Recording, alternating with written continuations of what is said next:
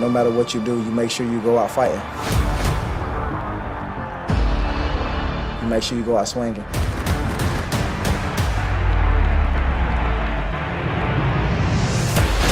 You just have to have the right mindset and carry it through, just one play at a time. This is the mindset for our team. Adversity is opportunity. And that's how we look at it. He's got him! Tyreek Hill! And the Dolphins have come back! We've been building a good foundation since April. Guys coming in with the right mindset, taking care of business, being professional. Touchdown! What a catch! You got a division opponent coming through with the Bills at home. Buckle up, hold on to your hands, here comes Waddle. Embrace the fact that they're a good football team and that there's one way to be put in the category of good football teams. You beat good football teams. Caught for the touchdown! You're trying to get better. You don't get better from basking in the glory. It's on to the next. Get it, man! 7-on-3! 1, 2, 3!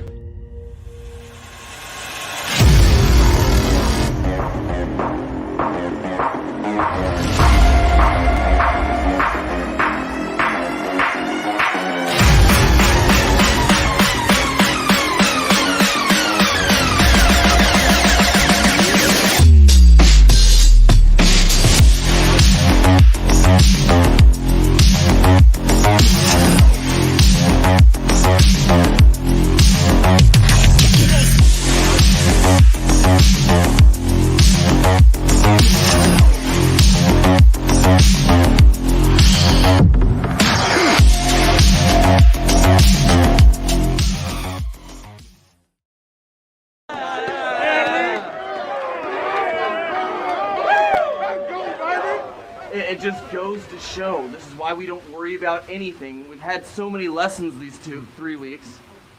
But like, who's gonna win it for us? Everybody. Everyone's getting a game ball for this one. We are 3-0, which was not the goals that we set out, but it's all we can control right now. Okay, so let's get back to work tomorrow, but enjoy it tonight. This was a special one, fellas. They all said you couldn't, and you did. Hey, quick turnaround. Coach said it. We celebrate this win quick tonight. Our goals are bigger than just beating Bills. You know what I'm saying? We know where we want to go. This was just a step to where we want to go. That's how we compete. Let's go. Fans on 3. 1, 2, 3. Pep, pep. Pep, pep, pep, pep, pep. Pep, pep, pep, pep, pep, pep. What is happening, you guys? And welcome to another episode of the Fins Tailgate. A victory Monday. The Dolphins are the hottest team in the NFL. We sit atop the mountain. Literally the AFC Kangs right now. Philadelphia is owning the NFC. Odd. Alabama quarterbacks out in front all over the place. Look at that. Look at that. Wow, times have changed. I remember when you couldn't get a quarterback from Alabama because it was just taboo. So, shout out to everybody that was at the game yesterday. It was a scorcher.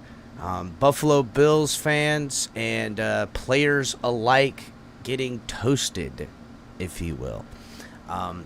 But guys, before we get going, I got a ton of stuff. Got articles, got analytics to go over, got some good, got all kinds of stuff. We're going to get into it. We'll delve into it. Got some cool videos to pull up. A lot of cool breakdown videos. All of them available on the channel. So make sure you guys are checking them out, hitting the like button, subscribing, yardy.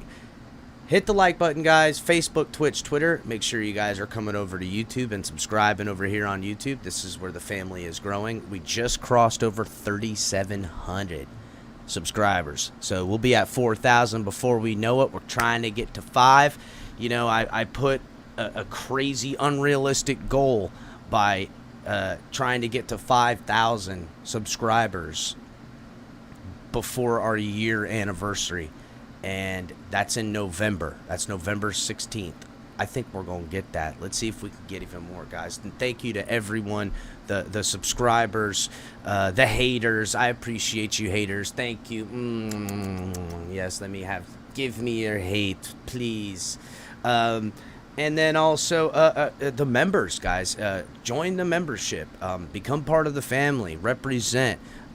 Subscribers, obviously. Everyone who comes by and watches and hits the like button. Sharing these videos. We grow as a family, and we trying to grow as big as we can to make sure that when the Dolphins are ready to do their shit talking in the playoffs and in the Super Bowl, we'll be right along there with a loud microphone to make sure your guys' voice is heard. And, Finn's Tailgate style. You already know. Shout out to everybody in the comment sections. Make sure you guys are hitting the like on the way in. And also, guys, checking out all the great content. Going to try to get Tonk 7 hooked up back here on Tuesday. We'll see how how things are going over there at Life. We also got color commentary doing it Thursday nights with the late night and Saturday mornings with coffee and a cup of color. And on the Saturday nights, you get the late night exhale. Sometimes he's bringing the smoke, delving into some fantasy stuff, all kinds of good things.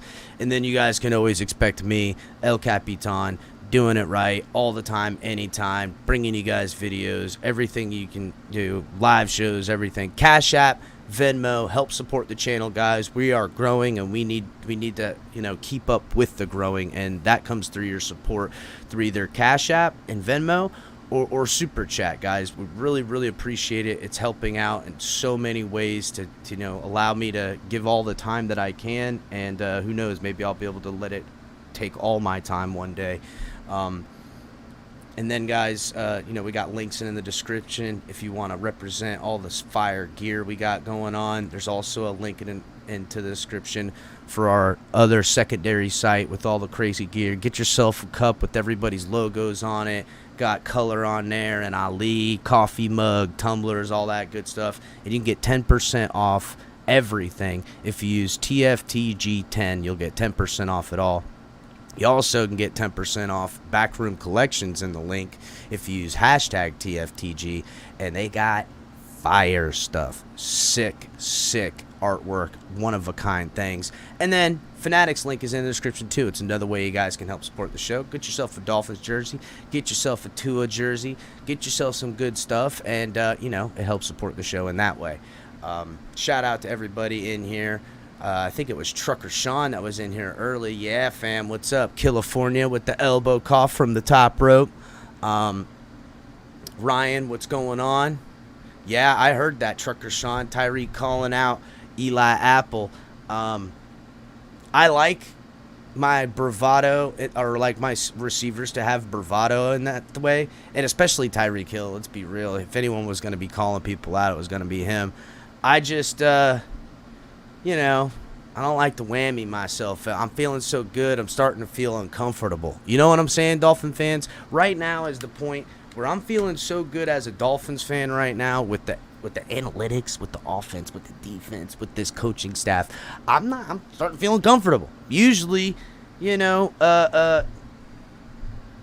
weird. I'm feeling like the young El Capitan. Before Capitan, I was a little heavy C is what they used to call me. I was a fat kid when I was, all kids get chunky at around 10, 11, 12. And I used to play football. Everybody called me Heavy C. I hated it, bro. It made me meaner than hell, which made me a good football player. But around those times when the Dolphins were smacking fools around, you know what I'm saying? And, man, dude, I don't know.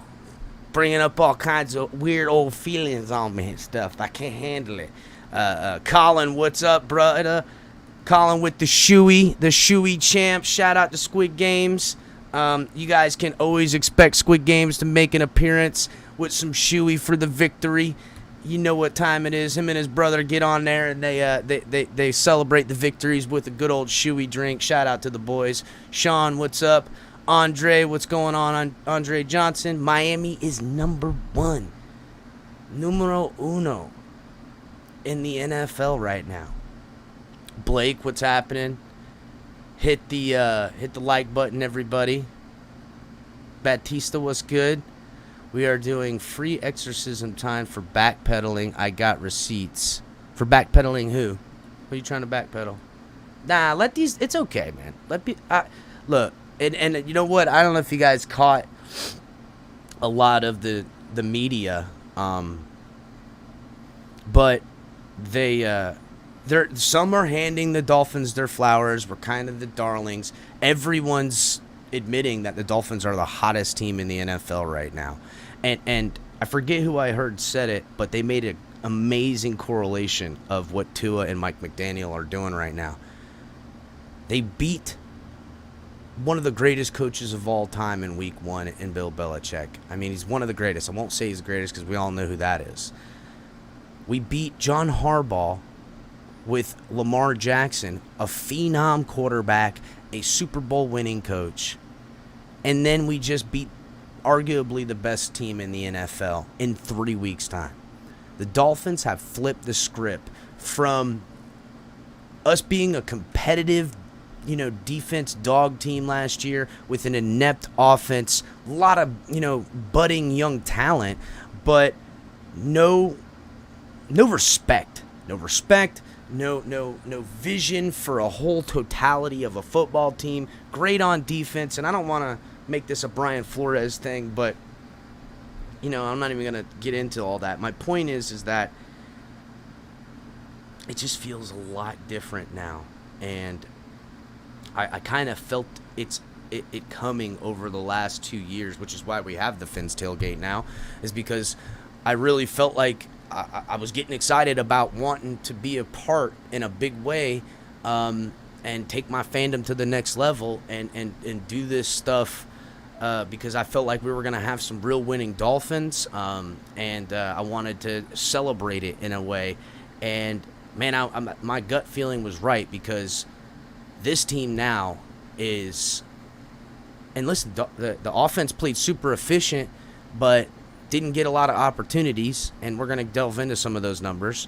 The defense, bend but don't break. Still, there was a lot of plays that could have been made that would swing the game in other ways, but, man, this team just don't give up, bro. It has heart, it has soul, and it takes hearts and souls, bro.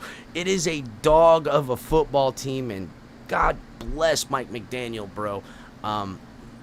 I had my reservations in some ways. I loved his football IQ, and I loved what I believed he was going to bring out in as far as an offensive execution. But he has gone head and shoulders above what I would have ever even thought he could do as far as a leader of men goes. And I didn't mean to belittle him in that way. I just had no idea. I didn't. I heard the good praising and working one-on-one, but being a head coach is hard, man. It's stressful. It's different. You don't just get to call the plays. You got to work with people. And he's a younger guy that has to, I don't want to say assert himself, but has to lead and do it in a way. And his tactics are very, 21st century type of tactics. He understands mental health. He understands how to take care of people, how to listen, how to work well. And, man, this guy is a friggin' knockout of the park. What a great coach, dude. Billy, what's up, buddy? Thanks. Like that intro, Trucker Sean? Yeah, some of it was the other things, but that middle part is HB in the back, dude. He's doing such special stuff. Wait till you guys see the intro for Coffee and a Cup of Color coming out. Wait till you see that. It's a digital rendering that right now is so good that he has to go back and make a little bit of editings because it's crashing his system, and he got a system that we ain't got. Let's put it that way. His computer system ain't what a regular computer system. It's such a lot of work that it has crashed his deal. He has to go back in and take care of some stuff. But Blake, what's happening? I'm glad you like it, Colin. Betis, what's good? Ready for Cincinnati? You're going to be at the game, Andre? Or is that what you're saying? You'll be there? That's freaking awesome, brother. Do you have a Twitter, Andre Johnson? Do you have one? God Soldier. You never got a notification. Yeah, that's the thing. That's why I need you guys' help when you come in to smash that like button, because I'm putting out all these videos and, pre-recorded stuff, posting other things, so many live videos in a day, shorts, things like that. It doesn't turn notifications, doesn't hit the notifications, and it'll do that. So that's why I always need you guys to hit that like button, because then it'll help get the notification ball rolling and stuff like that.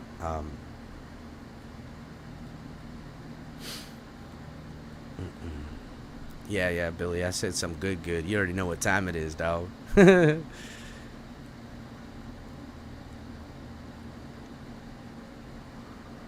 see.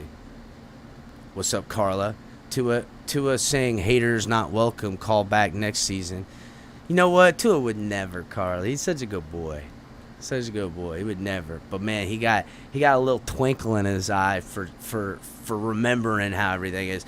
I hope we get to hear from Coach. I got whatchamacallit ready and set to go, because I'm hoping we get to hear from Coach about Tua's health. We know it's his back. The NFLPA is investigating the Dolphins for curving concussion, but anyone who's seen Tua after the game would know that that's not a concussed man. And he didn't even look concussed when he came back from the second half. Usually when someone got a little concussed, they kind of zoning out a little bit. You know what I'm saying? So Tua's toughness on display for certain. What's up, Moss? What's going on? Yep, Thursday night Dolphins this week, guys. We're going to have to do as fast of a turnaround as we can. What's up, Freddie? How goes it? Tyler Brown, anybody going to talk about Mike McDaniel wearing a sweatshirt all game yesterday? Bro, I seen him. He's just decked out. It's, and you can ask any landscaper this in South Florida. There's certain types of materials that you want to wear all over your body, because even though you're going to sweat, it like keeps your coolness in. There's other ones that don't, but there is a whole method to the madness with that. You already know what time it is, I mean, that's why like people in the Middle East, they're in the hot 120 degree, but they're covered up with, blankets and stuff. I know they're not called blankets. I don't mean to be insensitive to their culture, but they cover themselves from the sun, layers, so it keeps the cool in the hot out. So there is a method to the madness. I'm sure they got some fire, stuff. Mario, what's up? Yeah, Bills Mafia is full of excuses. Lots and lots of absolute. Bro, they're saying, oh, you beat second stringers, this, that, third. Don't act like we weren't banged up on our offensive line. We went through, we went to our fourth tackle out there. You know what I'm saying? Like, we shifted around. Robert Hunt took some snaps out there. We had to, on the fly, take care of some stuff. And also, they're trying to degrade, what the D-line had to go against. I mean, we got to see a familiar face, that center over there, and Greg Mance. And I think as soon as Christian Wilkins was like, Greg Mance, I know you. Yeah, I'm hungry. Christian, man, shout out to the D-line. That's the part I want to break down on the video when it comes out, all 22 tonight. I am going to put out a video. Make sure to check it out, guys. Breaking down. Probably going to just do them a couple of short ones and just break down, like, I don't know. Because I don't know if you guys know this or not.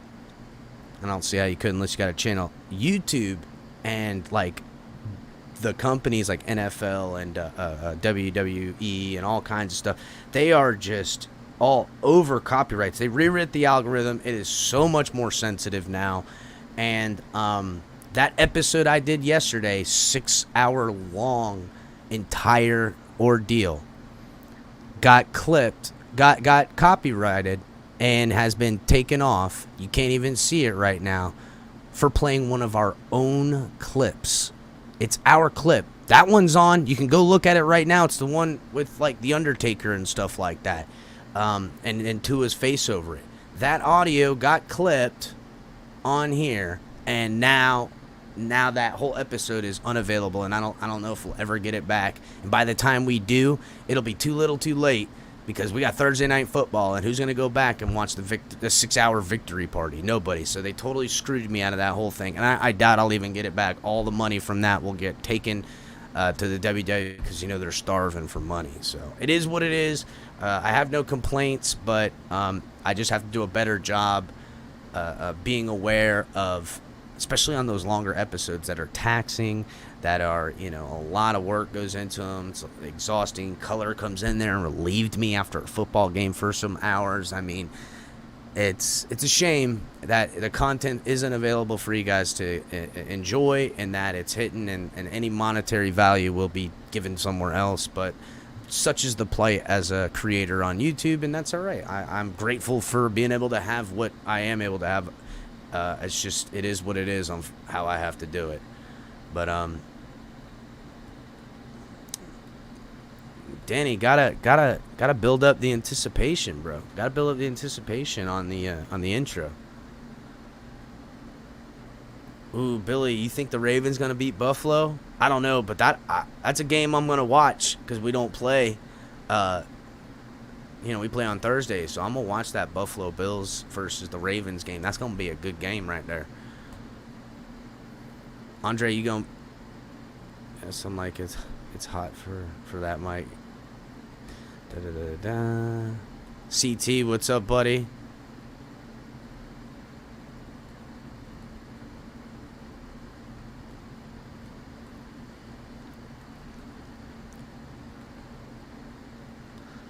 Oh yeah, HP's in the back. What? You can get 15% off the store right now. 15% till October using offer code Bills Lose. You get 15%. Let me pull up the thingy right there. Little celebration real quick. So check out the store. You guys will get 15% off anything there if you use the offer code Bills Lose. Link is in the description. Take advantage, guys. Till October 10th. What a celebration. Thank you, HB.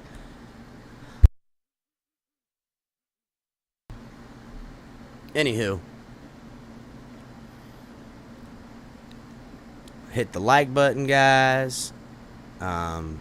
Miami Breaker 305. Stephen A said Cowboys need to bring in Kaepernick. Tells you enough. Yeah, you know what? You're right. What am I talking about? It's Stephen A. I get it. He's that guy. And there's a lot of people that play that part, or at least emulate that part, which is good for him. Everybody needs a bad guy, and he obliges people by being that. So Shannon and Skip too. I mean, Skip, Blake, Stephen A is just jelly because the Steelers are bad. He don't even like the Steelers. Don't let him lie to you. He don't like nobody. What's up, AVS champ? The Affliction VHS. Man, that sounds like a cool-ass freaking band name, The Affliction VHS, bro. That sounds like a sick-ass hardcore metal band name. I saw the stream yesterday, got blocked by WWE. What a bunch. I know, dude. Totally whammied me, man. Like, I guess they hurting for money, trying to get their piece of El Capitan. Oh, I see. This is on YouTube. Yeah, it is on YouTube. But it is also broadcast on Twitch, DJ Tusk. So, yes, California, thank you. If you guys follow me at the Finn's Tailgate on Twitter, you will get a backup alert. So that's how a lot of people are curving the whole not getting the alert thing. Ooh, somebody important points out an amazingly good fact. Bengal tire delicacy, way better than Buffalo. Way better, bro. You were absolutely right. I mean, it's got to even be harder to find. I mean, per pound, it's got to be way more expensive, right? I don't even know if it tastes good, but Victory tastes good, and it, I'll eat some of that. I'm hungry as a mud, too. My Twitter is The Finn's Tailgate, all one word. TheFinstailgate. All at The Finn's Tailgate. You'll be able to find me. Close to about 5,000 followers on there. We're getting close to 4,000 subscribers on here. Doing our best. Yeah, Blake, I agree with you. This is why, as confident as I am in Mike McDaniel and this football team, Tua, the defense played a lot yesterday. Tua is going to, hopefully doesn't have some soreness come game day Thursday. And on a short week traveling to Cincy, we're going to need the offense to balance out, if not carry a workload for this defense's sake, because there's one thing I always can expect with the Bengals is it's very similar to the type of football team you're going to get in the Bills.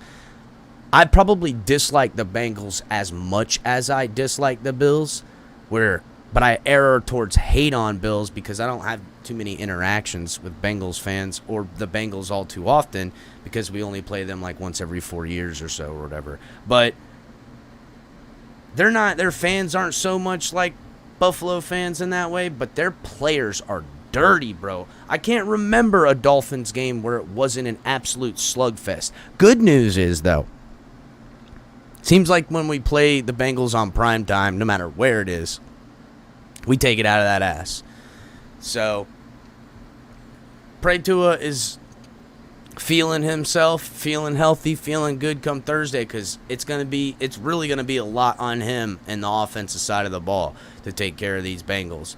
And the D-line, too, I mean, they've been just swallowing up Joe Burrow. That O-line looks like friggin' Swiss cheese letting people in there. So there's this defensive line just ate lunch on Sunday. Really had great impact. Javon Holland, guy's a freaking gem. I love this guy. Jalen Phillips pops off the screen last week along with Ogba and Ingram. Watch out, watch out, watch out. This is a good football team, but I would like to see, my defense not have to. But that's what a football team is and does. Offense.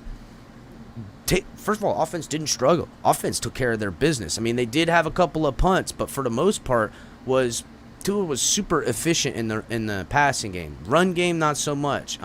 He got his licks in there, but I don't know. We gotta just hopefully we can not have a lopsided game where 40 minutes is going to that offense, where our defense has got to play 90 snaps. 90 snaps our defense took. The narrative is already written for why the Dolphins should lose, and a lot of people are picking the Dolphins to lose. And I want to say they're 3.5-point underdogs right now. And that I expect that to potentially grow. Why, I don't know. Our defense is great, and their offense has been struggling, especially in the pass protection. But if we're being honest with ourselves, our defense took on a massive amount of work. Andre, you live in Kentucky? Cincinnati an hour away?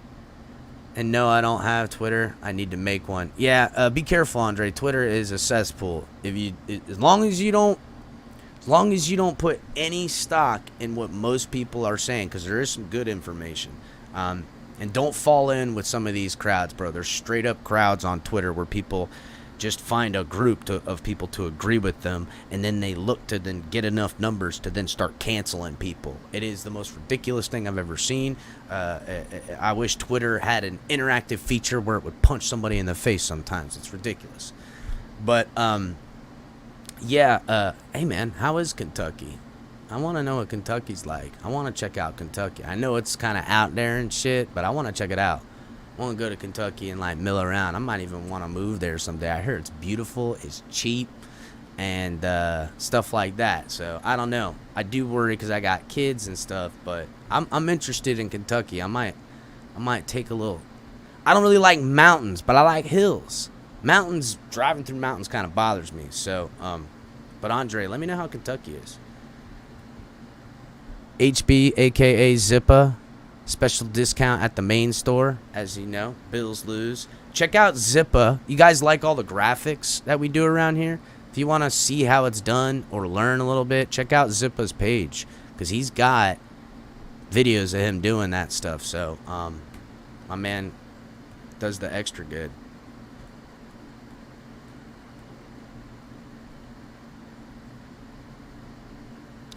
What's this, Billy Birch? Can y'all believe there's a Dolphins fan, Chris Tuttle? The fans are saying to him they hope his daughter gets... What? Who said that, Billy? What fans? Which fans are we talking about? Talking about Bills fans or Bengals fans? Let me know in the comment sections, Billy. That's some fucked up shit right there. I don't play that. we close to 4,000 subscribers around here. We might be able to converge on some fools with some nonsense.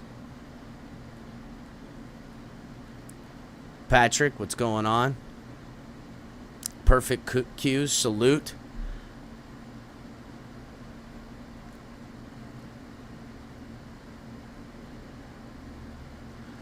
Nah, I like them coming around, perfect cue, but the Bills will never lose another game? I mean, that's just ridiculous. That's just a freaking ridiculous thing to even say. Greg Fontaine, what's up, buddy? Nah, Greg, I like the disrespect that the Dolphins get. I appreciate it, because then I like making them eat their words. But I did notice something a lot. Dolphins comeback win against the Ravens. There was some flour, being given out, but not as much as I had thought. And then now after this, everyone's saying, well, the Bills won't lose a game like that. They don't say nothing about all of the terrible calls. Obviously, they never talk about that on anyone's team for that matter. They'll only put it out when like Tom Brady gets a call and he reacts. That's when they'll talk about it. But yeah, they're talking about how that was the Bills. The Bills lost that game. Dolphins didn't win it. Respect to their defense, but Josh Allen missed shots that we'll never see him miss ever again. I call bullshit on that whole thing. I don't like it. I do not like it.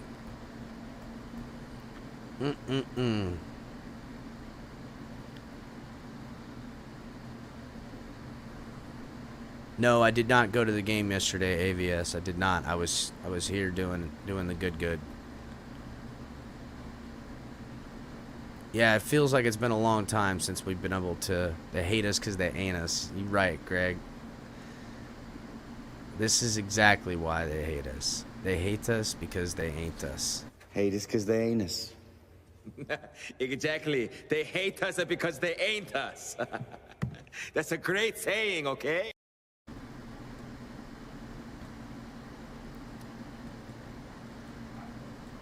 El Cap, do you think Mike McDaniel is going to do about the run situation? You know what? I don't know, because the offensive line continues to shuffle, something we've grown real accustomed to here as Dolphin fans. A lot of shuffling on the offensive line. Shout out to Greg Little, who playing with his hand hurt and filling in as the backup guy has been sound when he's on the field, and things seem to go pretty good. But I mean, where was Von Miller all day yesterday? He popped a little bit early, but I didn't see him most of the day. Then again, I didn't see most of the offense out on the field, and Tua took his shots down the field to stay super efficient, and we'll get into all that momentarily. But I don't know. I hope to start seeing some running game grinded out, though. That would be nice. What's up, Canes? Michael Fisk. My girlfriend is a Bengals fan. That's all right. It's all right. You can... Michael Fisk gonna be fucking over Bengal fans right away. Bazing! You go, buddy. Lewis, what's good? Let's go, bro. We 3-0. That's right. Ain't no bullshit neither. We sit atop the mountain. Ain't nobody gonna take that. This is our best team since 84. I was going to say since 93, but yeah. Definitely with the two wide receivers with the speed.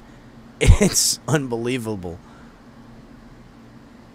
Shout out to Harry with the $5 donation. Aloha from Hawaii. Let's get this dub in Cincy. Let's go. Aloha. Thanks for donating to the channel. Appreciate it. Jose, fins up, buddy. You know what? I made that stat yesterday, guys, Michael, that the Bills have lost, I think it was 5 or 6 now. Coming into the day, it was 5. Today, yesterday, it was 6 games that were close games. They were all within 3 points. They've lost all of those games. So when adversity strikes, you start seeing the chinks in the armor. Clock management continues to be a problem for the Bills, and this is what kind of my whole point about what Bills fans were doing and how they're acting and why it's costing them Super Bowls and costing them championships, because they think their shit don't stink, and they look through people, and they're used to just going out there and torching, and then the defense is used to just teeing off with a pass rush and picking off footballs with their safeties and stuff like that.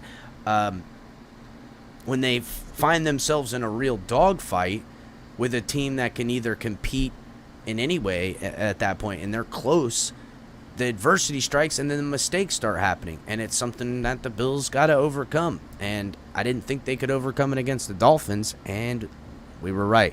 We unleashed an absolute dagger fight at Bills all week and dating back to preseason. I and Color and Ali and the rest of the team, first of all, we were ready to go at the Bills anyhow, even if we had a terrible football team. But we really looked at it, and we could see the holes in their game. And although they played their whole entire game exactly the way they wanted to, wish they were healthier on defense, and their game plan was probably like, hey, let's keep the ball and we can score because we're one of the best offenses, and keep our defense, who's got liabilities, off the field. And it worked, but it didn't work enough to win. So, bye-bye.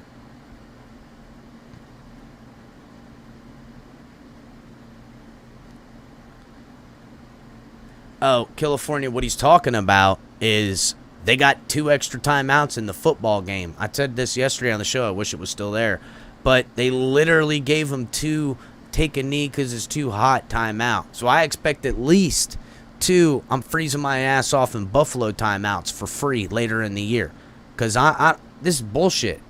This is BS. They literally took a knee and they're like, it's an injury timeout. The guy's not injured. He's hot. If he's hot, get him off the field. That's part of what you need to overcome in our home field advantage. No different than when people play in Buffalo and they're freezing and the quarterback's hands are numb and can't feel them, or the wide receiver's hands are numb. All those things into consideration. No one ever does that. So I felt like that was BS.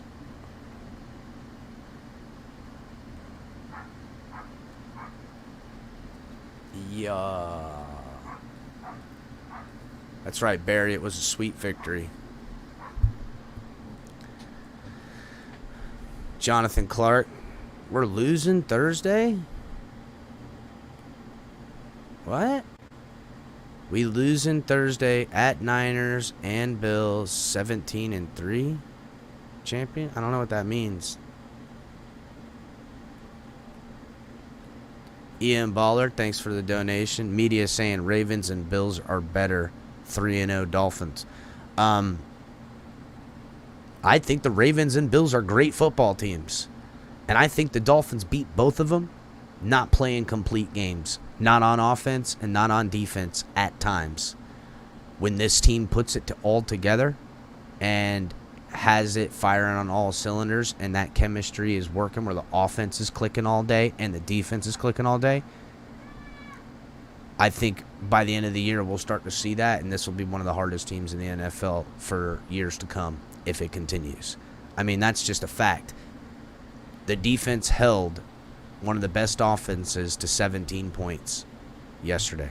The offense came back against a usually good defense, definitely a good defensive line, in the Ravens from a deficit late in the game, scoring 3 touchdowns, scoring 4 touchdowns in the fourth quarter. I can't remember. I think it was 3. It doesn't matter. So much going on. I'm still thinking about the Bengals and everything. But my point is that the adversity and the team playing off each other still hasn't played a complete game, and we're sitting 3-0 on top of the NFL. So, put that in your pipe and smoke it.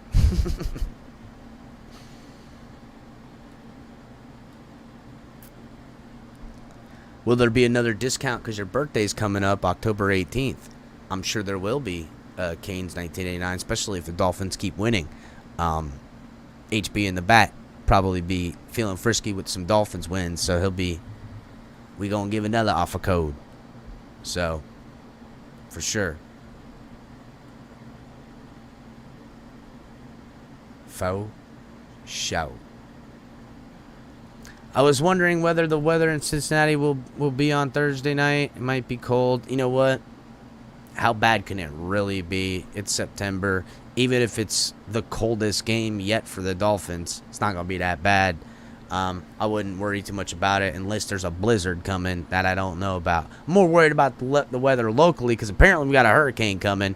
Pay no attention to the hurricane barreling down on us in Florida. Is what it is. Ain't my first hurricane, won't be my last, and didn't even really know it was going to affect us. But we'll see if El Capitan myself is not on later in the week. And I worry mostly about Thursday night football because I plan on calling that game. Brandon the bookie going to be here.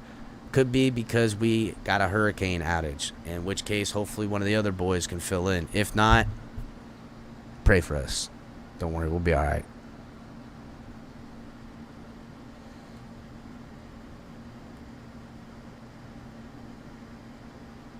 Bills had lost every game with a deficit of a touchdown or less. Really? Great statistic. So they can't overcome. And that's kind of been a point of contention for me. They're like, oh, Bills have the best defense. I'm like, well, when you got a lead and you can tee off, you can. This statistic that you're saying right now is right on the money. Where if the Bills are down a touchdown, they can't overcome because teams start teeing off on their defense and Josh Allen starts doing Josh Allen things where he noodle arms it into the touchdown and then, looks around. I hate that. When you do something dumb and then look around, it looks ridiculous. Tyrese, we can go toe-to-toe with any team. This team fires on all cylinders like I was talking about. I wonder what teams can really go toe-to-toe with us. That's the question. Samuel Rosa. I've had a back injury and my legs collapsed. Listen, me too. Like Tua saw there walking back in the first quarter. Funny, in football, the only time I ever got injured when I was younger, I got speared in my back on kickoff and in a game in Pop Warner that I was killing it all game. And it's the only time I've ever been unconscious. I've been concussed and don't know who punched me and who hit me with that before, but never been unconscious in my life, like out.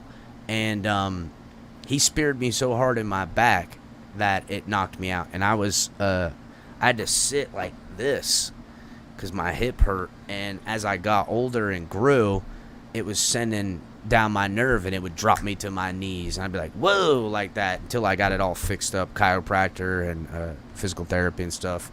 But yeah, I know exactly what you're talking about, Samuel. And that's kind of what it looked like. But this young man's an athlete, heart for days. And they've got great personnel and stuff like that. And if there is any question that he need, stiffness in some situation where he can't, be effective without potentially hurting himself, then they're going to have to roll out a different quarterback. And I swear to God, I don't want to see, I better not see Teddy Bridgewater come out there, because Teddy to me just looks disinterested at this point. He looks like he's just riding it. He's like, yeah, I'll come in for a couple of snaps. Here you go, bye. He's like an elder statesman at this point, how he's acting. And that's not good. I'm not going to be all right with all that. I would rather have Skylar Thompson come in there and give us a shot. But yeah, I'm not going to be all right with that. Shout out to Harry with another $5 donation. After Tua's scary fall, do you trust Teddy to be the quarterback too? Well, there you go, Harry. No, I do not. And I like Teddy Bridgewater. And I love, South Florida Teddy Bridgewater. But I have no faith that...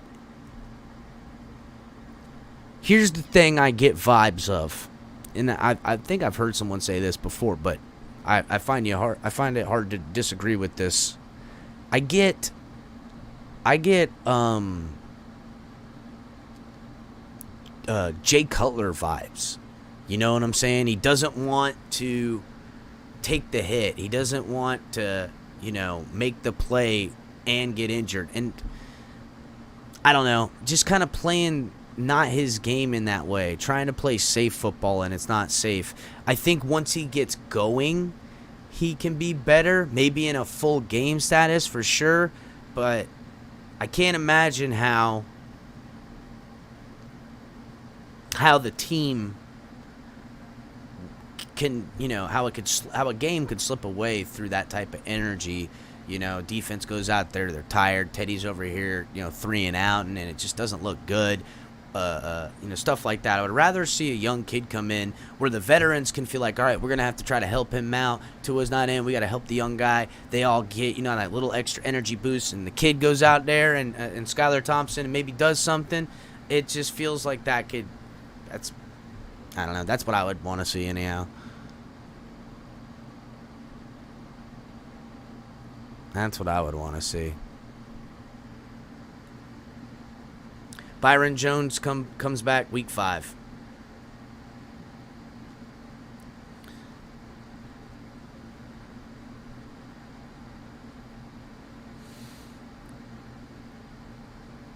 Legend of Louis says, Josh Allen threw for 400 yards. LOL, Tua had 180. Well, I think it was like 189, but shut your mouth.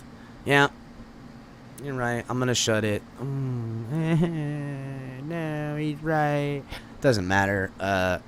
Your quarterback threw 400 yards and only got 2 touchdowns.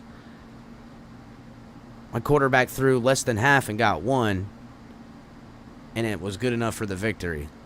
You had 90 offensive plays, and we gave up a safety. We gave that up. You didn't get it.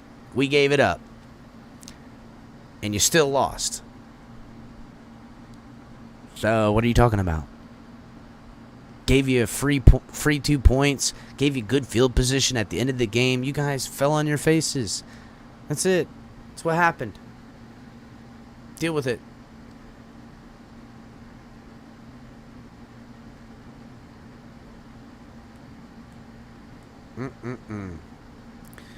We didn't have Micah Hyde, Jordan Poyer, Tread, blah. We didn't have this. We didn't have that. Blah, we didn't have that. I didn't hear Buffalo fans analyzing how weak of a team Miami was when you blew us out 35-0 many moons ago on a team that was rebuilding.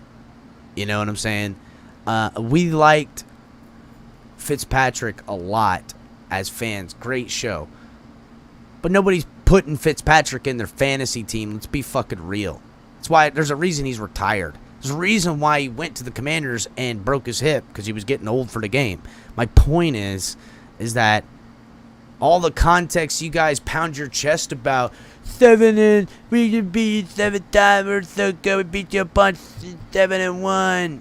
All that pound your chest with no context. Now you have context for your losing. Weak. No worries. No worries. I can't educate clowns.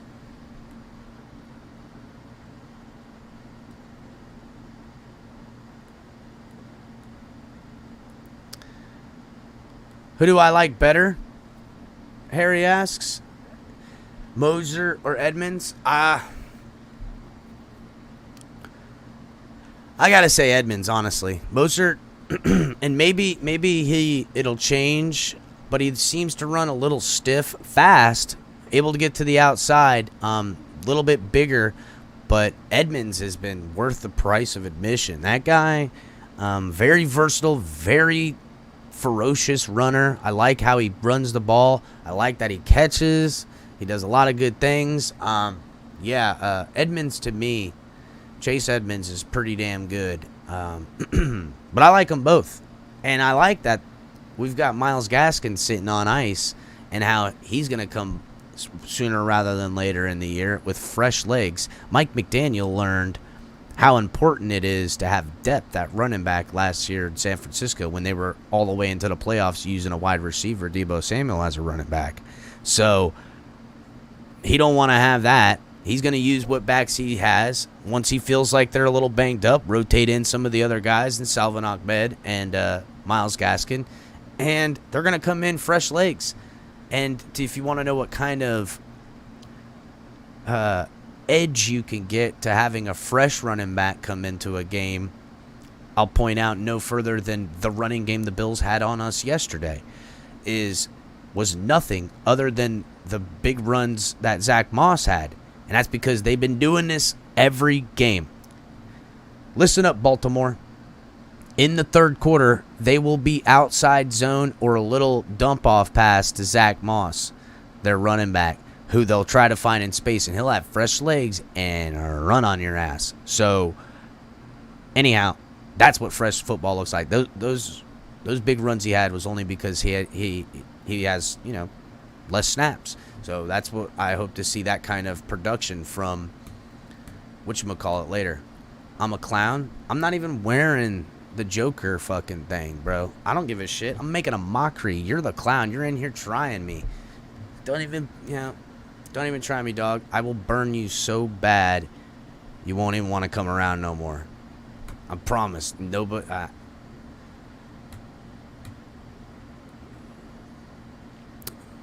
Chokella Dills.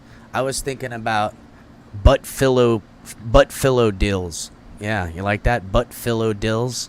I like that one. Yeah, Allen lost that game a couple times. Put your Cash App up Thursday night? Why, you gonna send me some money? Here, I'll show you. Here's my Cash App right now for some Thursday money, dog. There you go. Give me some Thursday money right now. Hold on. Give me some Thursday money there if that's what you want to do. Donate to the channel. There you go. There's my Cash App right there. You can give me some money, Bills fan. I'll take that. Thank you. Shout out to Harry. Be a real Dolphin and support our guy El Capitan up here. Thank you, Harry. Man, Harry's the bomb. Be like Harry over here and donate. And hit the like button, guys. Please. Please, please, please. Burrow is going to have a big game. So is Nixon. Damn. President Nixon's going to be playing out there? Holy shit. You're going to dig him up? I didn't even know he was around. You mean Nixon? Let me guess. You play a lot of Madden, huh? You're going to come. Man, did you guys catch that in the pregame yesterday? Friggin' Bills fans over here trying to tell me what run formations that they have, and then he quotes Madden like a video game. Like, seriously, dude? First of all, I don't fucking play video games because I ain't got time for that shit. But don't try me. Try me on some football knowledge. We're talking Pop Warner football we're arguing over there. We are AFC champs back-to-back. You know what that tells me? Back-to-back second-place losers. That's all that is, bro. You're over here crowing.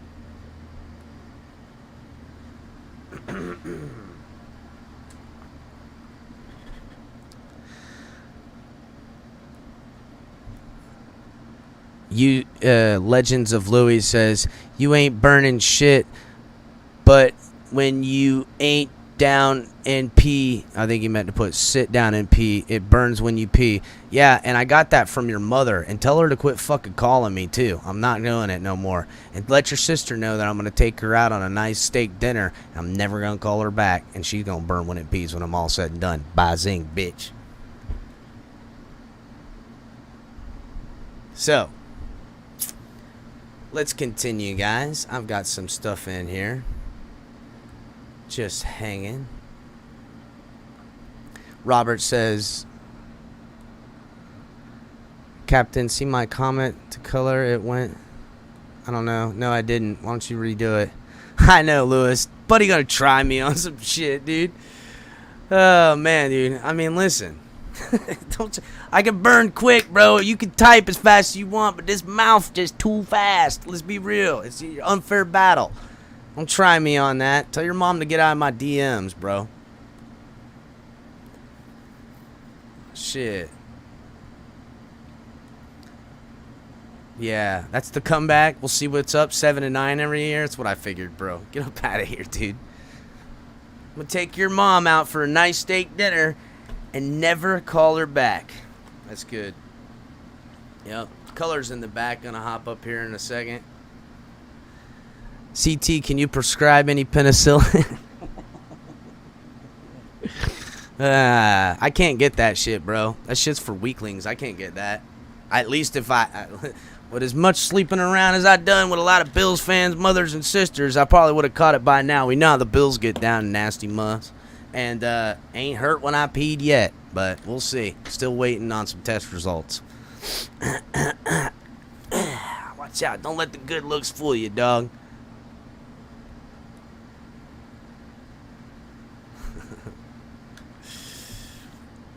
This energy showing how people really are. Yeah. Sure. I'm a dancer. I'm a shaker. I'm a mover. Did you guys foresee us being 3-0? I'll be honest, no, I did not. I really hoped for these first 4 games. Now this is week 1. Like before any games were played. We come out 2-2. That's reasonable.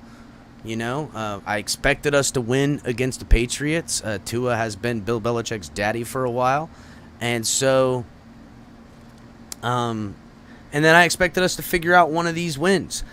When I saw that comeback in the Ravens game, now those 2-2 I were thinking of was both divisional wins. That's what I thought. I thought these Dolphins going to get it to the division, then they'll get in the middle of the season and start going. But when I saw that comeback in the Ravens game, I was like, ooh, Bills are in deep, deep shit. It's going to be hot Miami. That's a game I thought we were going to win. 3-0 became all the more an inevitability. And all week last week, that's how we sold it and build it. That, hey, it's inevitable, Bills fans. You taking this L home. You come down to Miami and enjoy the beaches because that's all the enjoyment you're going to get Sunday because you're going to have to pack a nice bag full of L's on your way back home. So, and that's what happened. And now I sit here against the Bengals, a team I believe we can beat, but I will be, very critical in my thinking. Their offense is good, but their offensive line is porous. Our defensive line just showed you they're one of the best, and the defense looking good. Plus, think of all the interceptions they dropped. But they played a lot of snaps. And we need the offense to take care of business to help their defense out on a short week like this, playing 90 snaps of football, which Javon Holland played 100% of, and Xavier Howard played 88%. A lot of guys played a lot of snaps. So, and Tua's a little banged up. So, do I believe we can win this game? You're damn right. I'm going to look into what they did against the Jets, which they feel all proud of. Jets I think they won 27-12 or something like that. But I'm going to look into the holes in that game. Their defense doesn't scare me. Their offense doesn't scare me. And Dolphins should get this dub. And we're a hop skipping away. And I hate to say that I'm looking through the Jets, but sorry, I'm looking through the Jets. We should be 5-0 before we start reassessing what kind of season we're going to have. Because that's how I just feel. Come get some.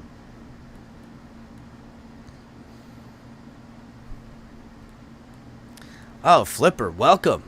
Welcome, dog. You here for the good time. El Capitan. Every time. You know what it is.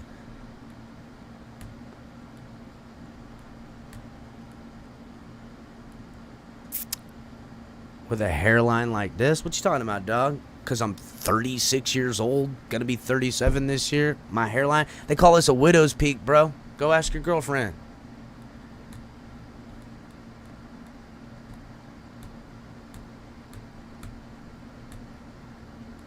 What's up, Jersey Dolphins? Going on?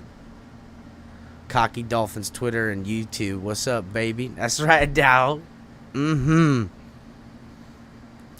Yeah, Miss Fins, and I somebody earlier pointed it out that Bengal is a much finer delicacy than buffalo. I've had my fill of buffalo for the time being. I would like to try some Bengal, and I wanna hunt it myself too. Not with a gun, like with a spear or something, like a long spear. I don't know. Figure it out.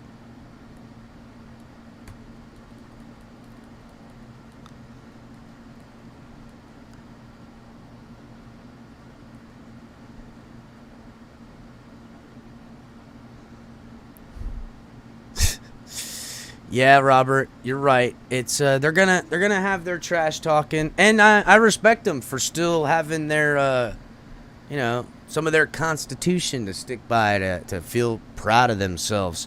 But let's be real. Josh Allen failed his team, and he had to come into the warm embrace of Tua Tagovailoa to let him know that it's okay. And that, Daddy loves you guys. Daddy loves you. Daddy loves you. And it's going to be okay. And it's a beautiful relationship. Tua is taking good care. The bungholes? Oh, yeah, dude. That Q, they've always been the bungholes. It's just too easy. It's too easy of a name.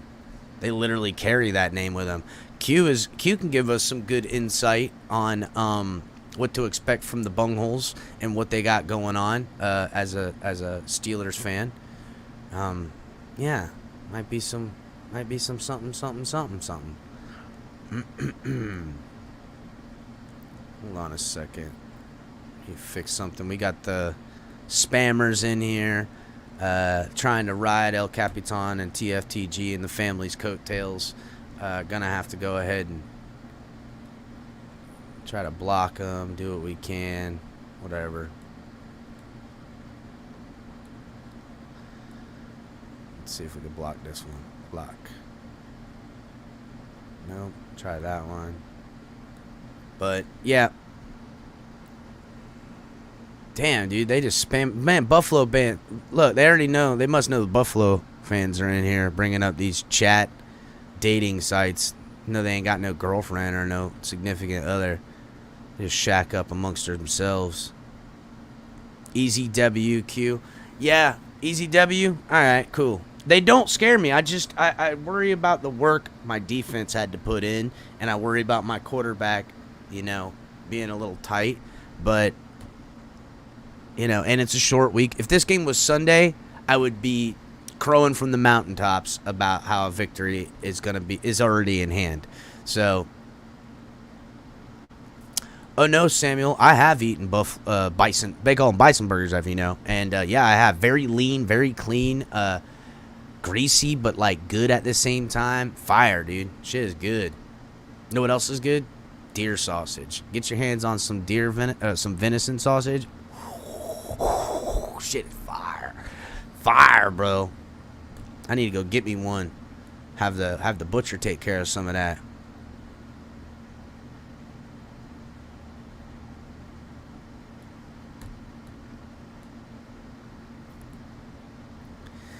All right.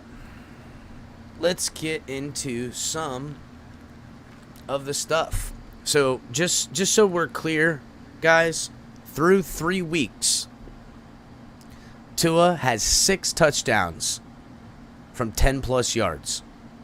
Hold on. And, oddly enough, in 2021, he has 6 touchdowns with 10-plus yards.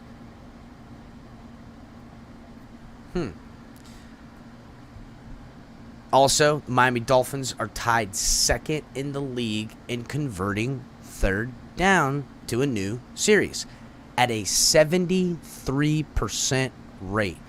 And we know how much this team has struggled on third down, converting just 3 and outs. And even though we had some I think we only had 1 3-and-out yesterday. Even though we had some punts, we're at least putting together some drives. And amazingly enough, limited offense, limited snaps for sure, limited time, effective. How good we did the week before and how good we did the week before that on offense, being balanced with everything. The Dolphins still sit atop of most of the leaderboards in every which way. Stats coming out your ears. Right now, our offense is pretty much, our O-line's playing like a top 10 O-line. They've got Robert Hunt, who is second in the league at guard right now. Tua Tagovailoa is 4th quarterback in the league, still top 5, and he didn't even have that many yards yesterday. Jalen Waddle is the 4th in the NFL wide receiver ranked through NFL, and then Tyreek Hill is 6th. Teron Armstead is 10th. This is a top O-line right here, bro. Top offense right here. Top team. Here's a stat smart guy actually put on here on Twitter. He was pointing out how Tua's fastball is one of the best and that his accuracy within it keeps him right along the top. And he pointed out some stats here about his aggressiveness with the throws, throwing into tight windows. And Tua, with an average of 2.55 seconds, which is, ranked 7th, shortest of time to throw. He has an aggressive throw percent rate, meaning trying to fit it into tight windows, of 20.3%, bringing him as a rank that's 6th best. His average separation in those, in between the target, is 1.8 yards. Versus, to give you guys a little bit of understanding on this, is like Patrick Mahomes, who is 35th with time to throw at 2.89 seconds. His aggressive throw into tight windows, his aggressiveness is at 11.4%, which gives him around the 39th, and his average separation is 3.2 yards. Nobody of these of top guys, talking about Mahomes, Wilson, Rodgers, Allen, have any less than 3 yards of separation. And the average in the NFL is 3.15. Tua is fitting balls into tight spaces using his arm strength when he can, and he's very effective at it. And this is a stat going back last year because there is more open windows, but still showing. I mean, that bullet to River Craycraft is. I mean, can you say any more about it? You know what I'm saying? The Dolphins' pass blocking still grades out pretty well. Greg Little was, according to PFF, the low man on the totem pole, but without him in there, it was not the offense we had hoped to see. This team, this offense, offensive line, given Tua time for once, is allowing Tua to do, pick teams apart. And you really need to get this run game going, guys. That's what I wanted to see. And I had hoped we were going to see it early and often, and we have seen some effective running at times. Some chunk yard plays, which is something I don't think we've ever had around this muff for 20 years, it seems like, since Ricky and Ronnie. But I guess that Jay Ajayi outlier is the only other year. Well, then again, we had friggin', what's his name? Reggie Bush, but he was like the all, bell cow back. But these chunk yard plays have helped us out quite a bit. But I hope this running game starts getting figured out as the season goes, because come later in the year, it gets a little colder. Guys are a little bit more banged up. Teams kind of settle in a little bit. You're going to need to grind out some football wins, and especially like playoff football, things like that. You start getting in those types of games, I really want to see some hard-nosed running. That would be nice. Nice. Let me, I wanted to go through. I had some videos I wanted to play for everybody. I guess we could start with the Emmanuel Ocho breakdown. Let me go ahead and get it pulled up.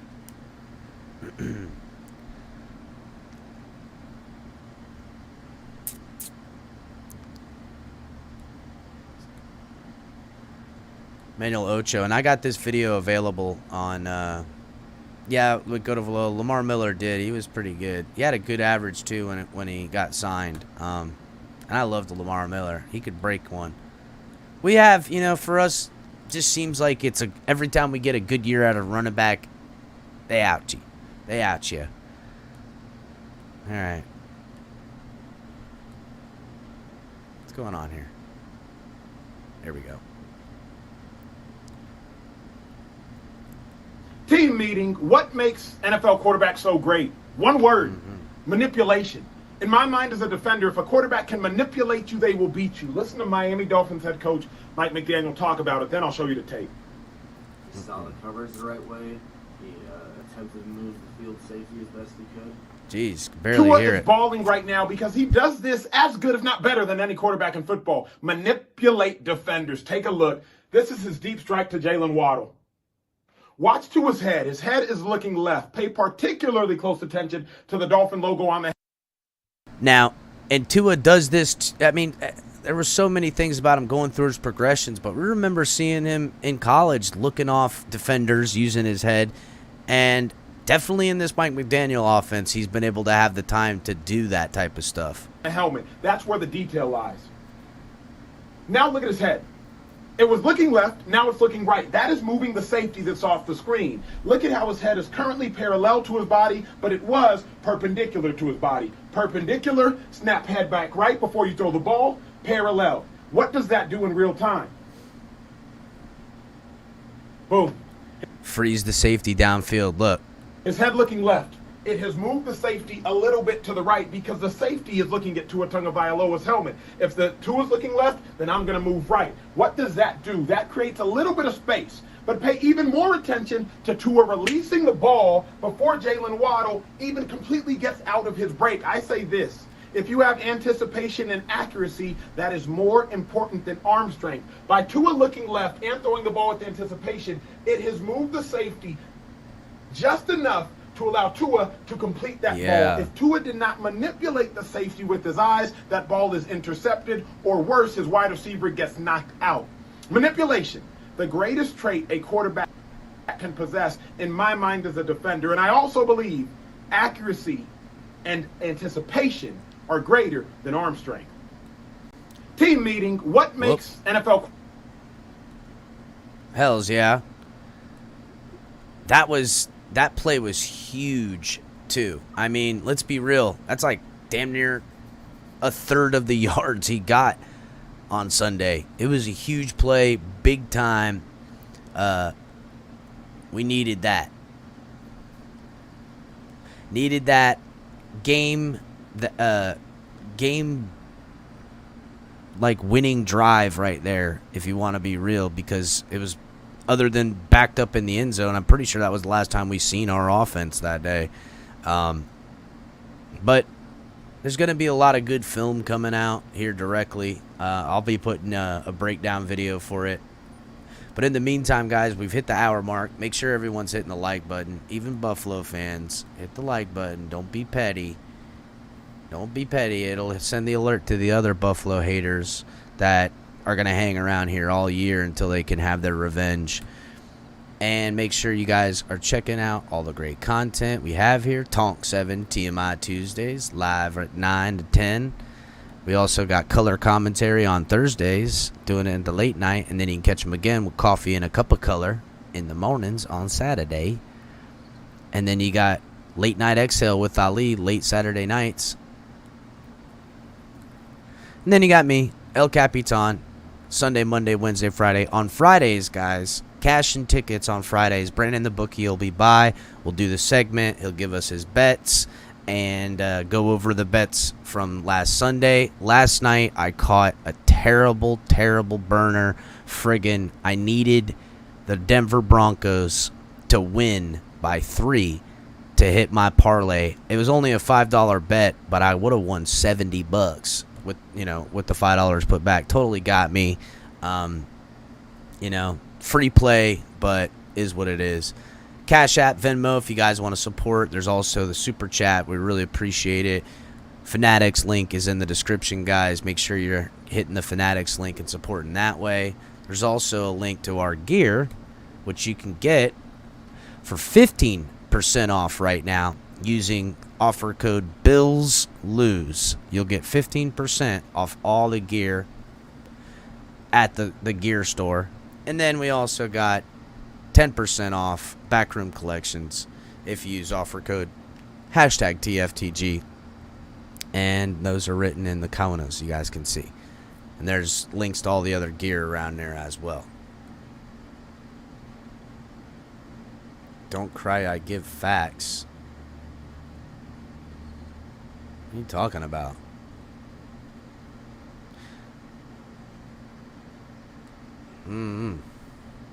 Facts you lost. I don't know what's going on here. Will color be live after the game? I don't know. The game on Thursday? I mean, I'm sure I'll probably be doing some maybe color will do the after party thing. You mean doing color on Thursday night? Yeah, probably. Yeah, I don't know. I'm gonna call the game, but we'll figure it out. Thursday's a little different, so we're just gonna play it by ear for the most part. Maybe color will do something earlier or something. Color. So we'll see. He'll be here in a little bit. You're here for the downfall, Alpha Rob? Well, stick around. Hit the like button.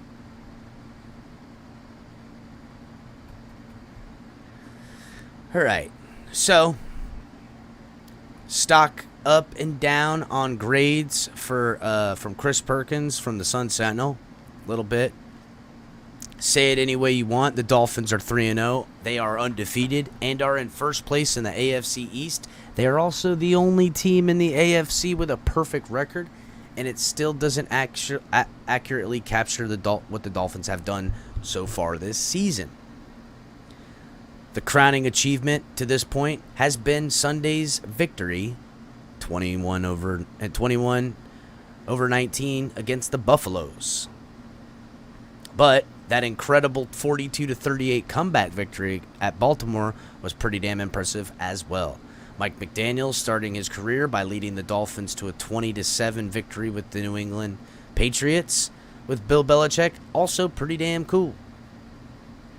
Still knocking off Buffalo, the team that has had a 7-game winning streak against the Dolphins, that was favored to win the division and favored by many to go to the Super Bowl, and also favored yesterday at, I think it was 6.5 points to beat the Dolphins at home. I totally won a couple of good bets on that as well. Let's give our first grade from Chris Perkins. He gives the passing game an A. Quarterback Tagovailoa, who only threw 1 touchdown on 18 attempts and had 13 completions, only missing 5 of them for 186 yards, ended the day with a 123.8% quarterback rating. Came through with some big plays, most notable the 11-yard zip that he had to River Craycraft, as well as the 45-yard deep pass he dropped into the bucket for Jalen Waddle. He also showed toughness with a head/back injury. Waddle had 4 receptions for 102 yards, and Waddle and Tyreek both have over 300 yards of passing. Tua has, hold on, I got it somewhere over here. Tua's got 925 passing yards. He's second in the NFL in passing yards, only behind Josh Allen, who has 1,014 because he threw for 400 yards yesterday, which amounted to a loss. Remember that, Bills fans. You executed the way you needed to on offense outside of in the red zone, and you lost. Same thing, kind of not too dissimilar to the Ravens in a way. I mean, played a perfect game. Lamar lost. Played pretty darn good as far as statistics go for Josh Allen. Lost. So get used to it, NFL, because you're going to do everything you can. And you're going to walk out of there with a loss. Go, how the fuck did we lose this game? How? How'd this happen? I'll tell you how. Because these Dolphins are different. Tyreek Hill only had 2 receptions yesterday for 33 yards. Durham Smythe had 3 for 23. River Craycraft had only 1 for that 11-yard touchdown reception. Pass protection only allowed 1 sack despite rotating right tackles at one point. There was at least 1 dropped pass, but overall it was pretty strong of a performance and very timely. The running game, Chris Perkins gives them a C. Chase Edmonds had 6 carries for 21 yards, including an 8-yard carry. He had 2 touchdowns, though, which is the saving factor here. Raheem Mostert had 8 carries for 11 yards and was, that was ugly. He did have a 9-yard carry, so think about that. One of his 8 carries were for 9 yards, and he only got 2 more yards out of the 7 other carries. The Dolphins had only 41 yards of rushing on 17 carries, which gives them an average of 2.4 per carry. Granted, the Dolphins only ran 43 plays, but you'd like to see more production considering Buffalo was missing a couple of run stuffers in the middle and Ed Oliver and Jordan Phillips. Still, the running game participated in this winning effort. If you guys noticed, a couple of those nice runs came in the middle, not so much on the edges. And I called that I said, hey, listen, these D tackles being out and the effectiveness I seen the Dolphins run against Baltimore up the gut, that inside zone, they could definitely get a piece of that action. But just too little too late. Let's continue. Defending the pass, defense got a B.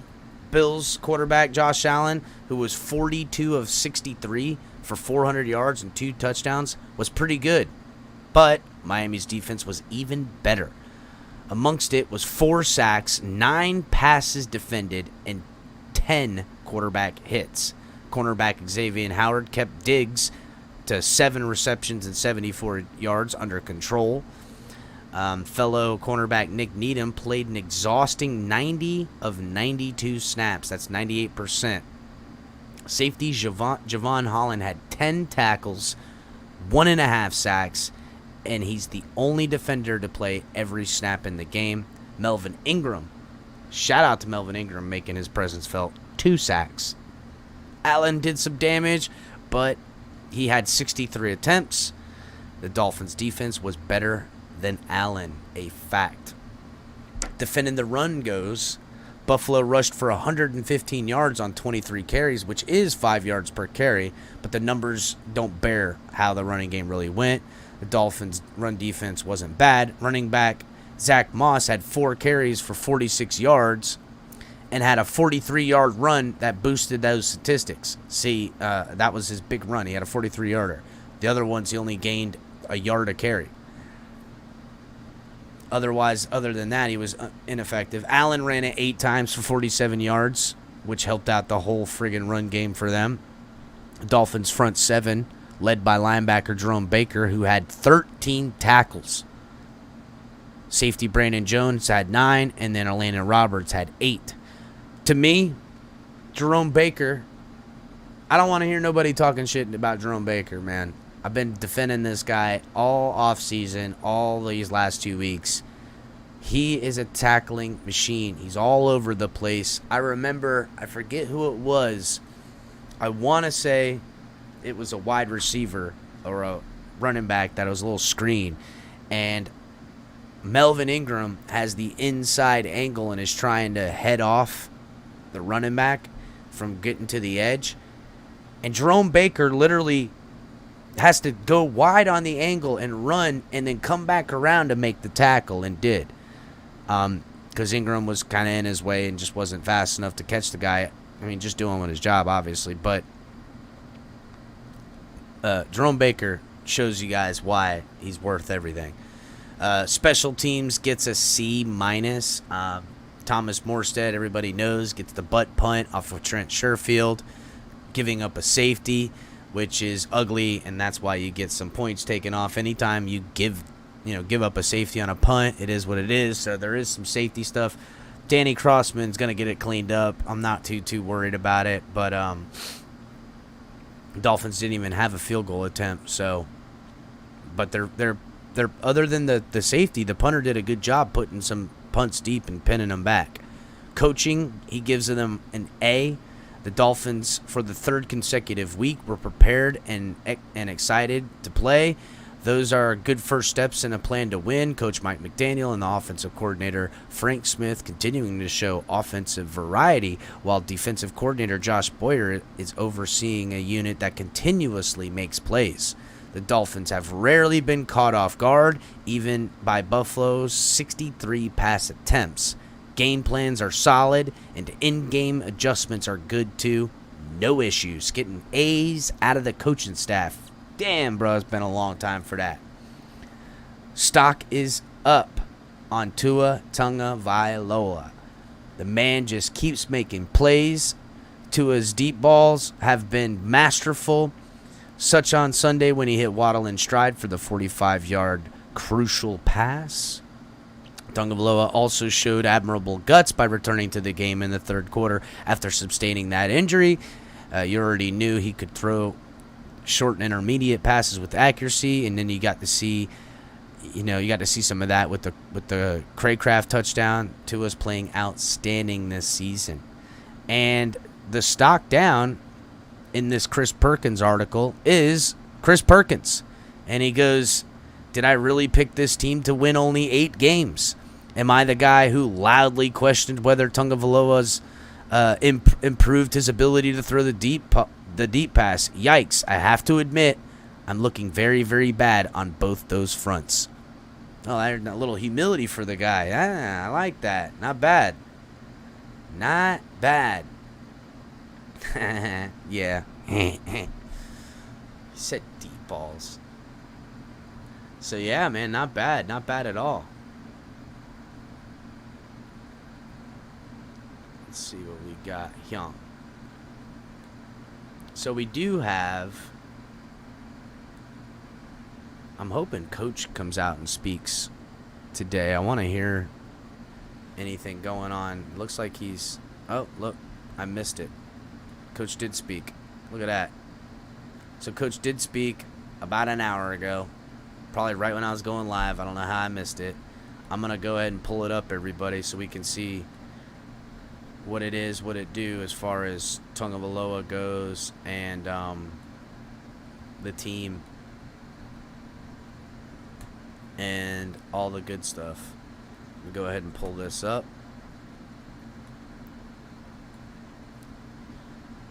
Here we go.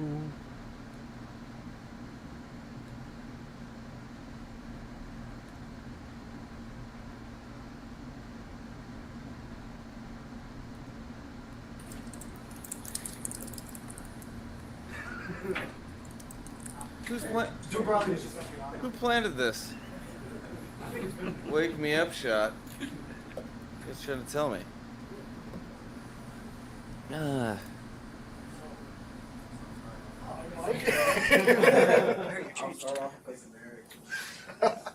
Barry, you look different, Barry.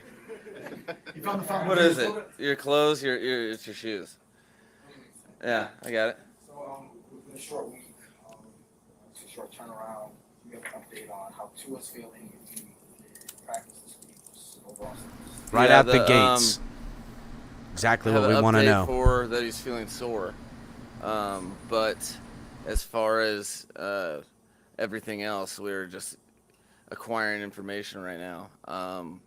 But in terms of the exact imaging and stuff, but yeah, he was pretty sore, which we knew he was going to be.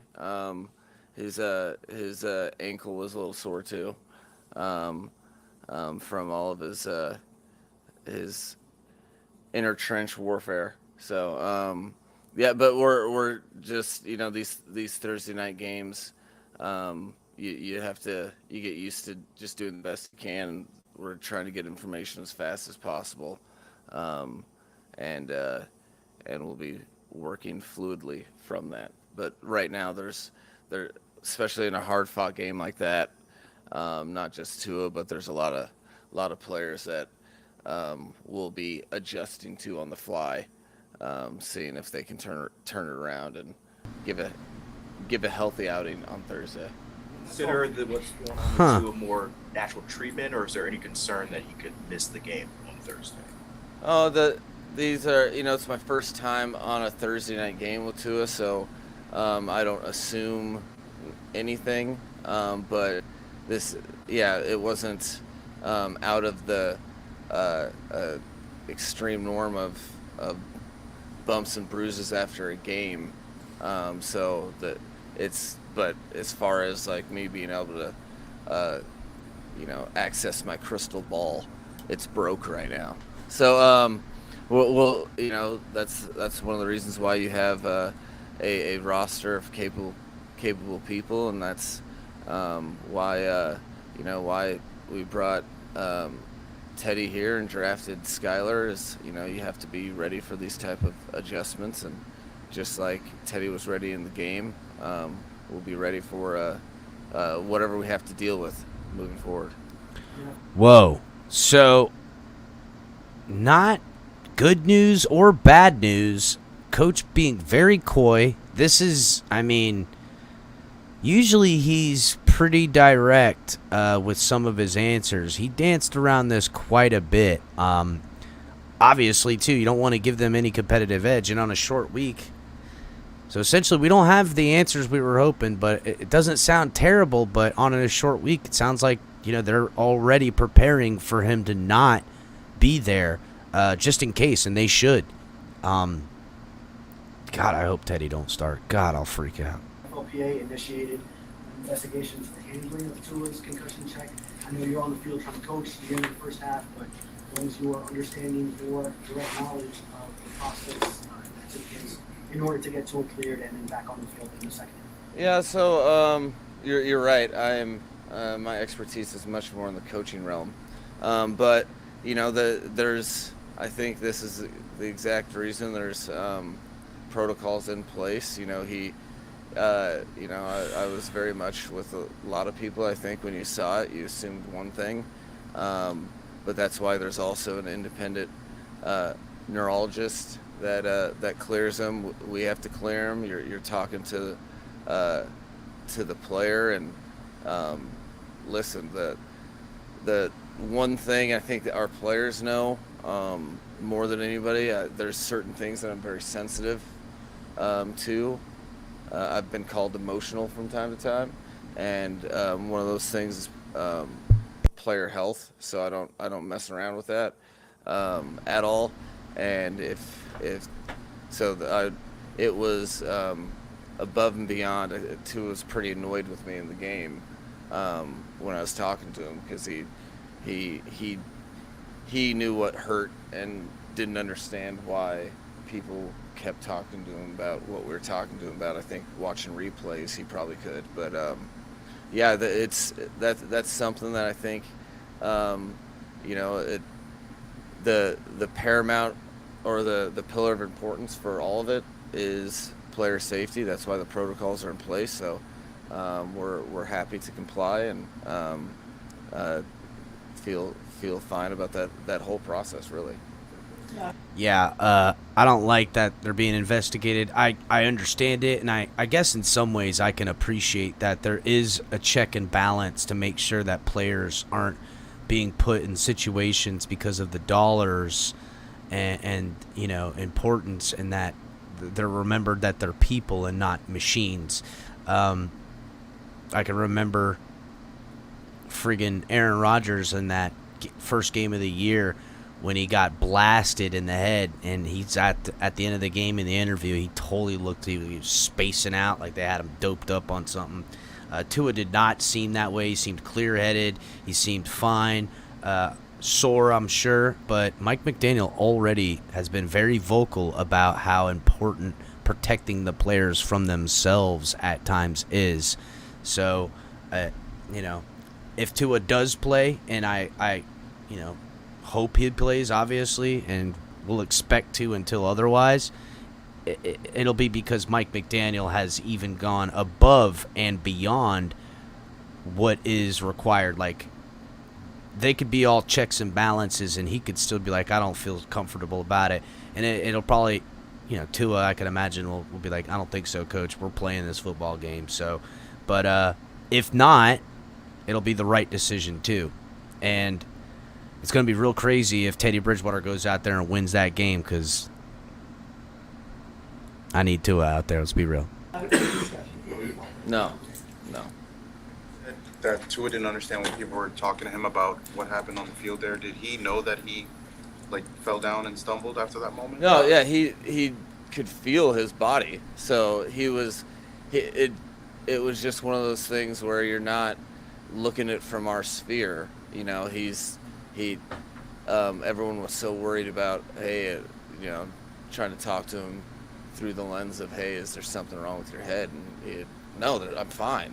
And he was dealing with his back. He knew that he was losing his balance a little bit when he was getting up, but it was a completely different source of issue from what everyone else was really looking at from that prism. So they went through the protocols and in that process during the game, and it was something that we wouldn't have moved forward in the direction we did had there been any sort of red flags.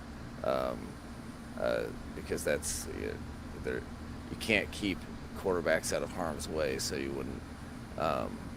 If he had a head issue, he wouldn't have been back out there. What part of the sideline evaluation for Tua got him sent back to the locker room? Part of the process kind of triggered you guys sending him back. No, all I know is he was out, and so then I was calling plays for Teddy, and then when I was back in the locker room, that's where I got the information from. So as far as the nuts and bolts of the whole process, that and when and why they went into the locker room, I was just trying to get the game even is all we were trying to do at that point. So they knew that to have a concrete conversation was going to have to happen at halftime anyway, because of however long that timeline takes. So I didn't really worry about when he was into the locker room, or if he was gonna. I had already moved on to trying to get our team producing without him. So. He was able to come back in the second half and help the team win. Did that raise the respect teammates have for him, or was it already so high that it couldn't have been raised anymore? I definitely don't think it hurt at all, because you could see, like, from the onset, he was not he was not happy with the idea of not leading his team to try to get this win. There's, I think, guys that have been around here, that, I mean, and I can relate too. Everyone can, where you in your division, you've lost several games in a row to a team. He's as the quarterback of this team and the captain, he wants to lead the team, and is very competitive. I think his teammates saw a version that we haven't been able to see, really, which is this confident quarterback that's really growing in his game, and then but you don't really know until you're in the heat of the moment, how a guy's gonna try to battle through, in this case, back pain. And you could tell it was uncomfortable, but like you said, I don't think it definitely didn't hurt with his teammates. He got to show a hunger and a yearning to be with his brothers, which all of the guys, whether they say it tangibly or not, that's something that sits with you moving forward for sure. Mike, you mentioned confidence. I wanted to ask, I know you mentioned a couple of times about wanting his confidence to outweigh his perfectionism. Curious, through 3 games, how he's been going in that pursuit? I'm sure it's still ongoing, but what you've seen from him. No, that was it was a really cool last week. That's one of the things that I can't say enough about Tua in general is how coachable he is. And it's one thing to say a coaching point, which is what you're alluding to, and it's another thing for a guy to take it by the teeth and run with it. And he had he channeled the end of the Baltimore game into a great week where he was positive. You could feel his spirit, his command, his attention to detail, but also his confidence. And I think, and if you go back to the Baltimore game and watch not the all 22, but watch the game film, in that third quarter, towards the end, when I think it was the River Craycraft touchdown, can't remember exactly. It feels like a lifetime ago, doesn't it? You seen Tua take his helmet off, and he had the look of a freaking man on fire in his eyes. And coach is basically telling us that he channeled all that into coming out and being who he is. And when we seen him in the passing game yesterday, didn't look like he missed a beat, bro. And I really hope that this, him being a little banged up doesn't throw that momentum off course. And the team, especially, offensive line, running backs, everybody needs to rally for Tua on offense, especially to if he plays for sure to show out because he's there holding strong. If for some reason he misses, they need to hold down the damn fort till he can come back the following week, because this team lives and dies in its playoff hopes by whether or not Tua, works out. And that's just facts, guys. It really is. There could be something special in Skylar Thompson, maybe, but let's not even get into those scenarios, because I know there's something special with Tua Tagovailoa right now, and we got to ride that wave. I think it definitely manifests itself in this game.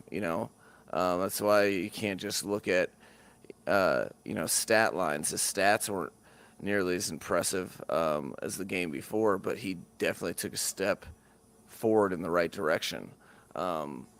You could argue that, I would argue that it's probably the in rhythm touchdown that he made to River Craycraft. That I would put that up against any play that he's made. That ain't no lie, bro. And I don't think going into the Baltimore game he might have made that play, because it was a more than just a bang bang. It was, he had to see the coverage right and really hum the ball in there, because it was a tight window in that low red area. So that's an example of him. I think on the long Waddle catch, people talk about all sorts of nonsense to me, but all I see is a guy that not only made the throw, but watch what he was doing before the throw in his drop. The only reason why there was any room from the field half safety was because he was eyeing him up the entire time and really not even looking at Waddle. What's funny is that's exactly what Emmanuel Ocho just pointed out in that video we were watching, how Tua made that play possible by holding the safety with his eyes to create a window downfield. And you notice as soon as he averted his eyes from holding the safety, he was already striking. His quick release comes into play on that. I think what I'm going to do for my film breakdown, I'm going to pull up last week's touchdown to Craycraft and yesterday's touchdown to Craycraft and just show how probably both those throws are, even the big deep throws are things we've needed to see from Tua, because we need those types of plays in the NFL, plus with the weapons, and needed to see from Mike McDaniel in this offense. That's the type of stuff we were hoping he was going to bring, and they have. But those all amazing as they are, probably aren't even the best throws he's had this year. It's probably both those River Craycraft touchdowns. That one yesterday, he fit it into a box, bro, like this. He just drilled that bad boy in there. So I'll probably break down both those touchdowns today and have like a video. Try to manipulate that guy. So what that tells me is that's a guy in a situation that is not for everybody. 3rd and 22 isn't exactly where you want to be. But he saw that. He recognized that he had a play call that he owned. He got the look that we were looking for, and he really owned that moment. And it's, who would have known that could have been one of the bigger plays in the game. A guy that's confident, a guy that is not trying to force stuff but recognizes when his opportunity is there. That's what that guy was there. So I think it was a really, really big week applying all that Baltimore, all that gained momentum from the Baltimore game into this past week that I'm not sure if we would have won the game otherwise. How did Xavier Howard and Teron Armstead make it through, get into the game on Sunday? There's a lot of inspiring. Our guys are really taking leadership and following leadership appropriately, and our captains specifically have done an unbelievable job setting the tone. And when you have two captains like that, do everything they possibly can to contribute as much as they can to the team. There's a trickle-down effect that I think really it's hard to just say their own play. Not only did they play very, very well, both of them, but I think you're also setting a tone for your teammates to follow, and I think there's a lot of straining, a lot of grit, a lot of battling in that game that is a function of a lot of captains really scratching and clawing. So that's the thing I was so pumped about, was because they not only put their characteristic, top shelf play on performance, but I think they led by example in a way that you'd really hope your captains would, and that's what we count on them for. You know what he's talking about? He's talking about like almost like a competitiveness, but very healthy.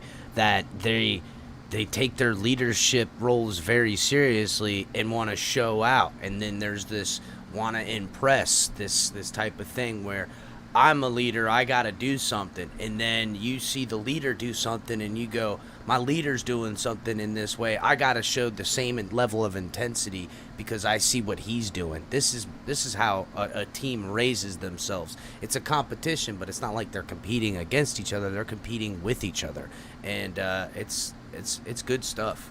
And they came through for sure.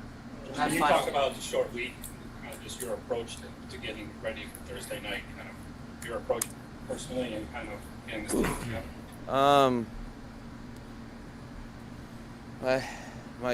My grandfather used to have a saying that's very applicable for Thursday nights. He was a farmer, and so he'd say, "I'll sleep when I'm dead." That's how I feel. So yeah, it's you just approach it. I think that one of the things that, get in a groove. After you've had one or two, you realize that it's you're doing three. Like for instance, today we're doing Monday, Tuesday, and Wednesday's worth of work today, and jam-packed. It's fly by the seat of your pants. It is very hard on the players and coaches alike, but also we understand that I'm very comfortable with it because every team does it. It's also not a bad thing when you have an opportunity to play in front of a national audience. Hell yeah. It's good for our game because hell yeah.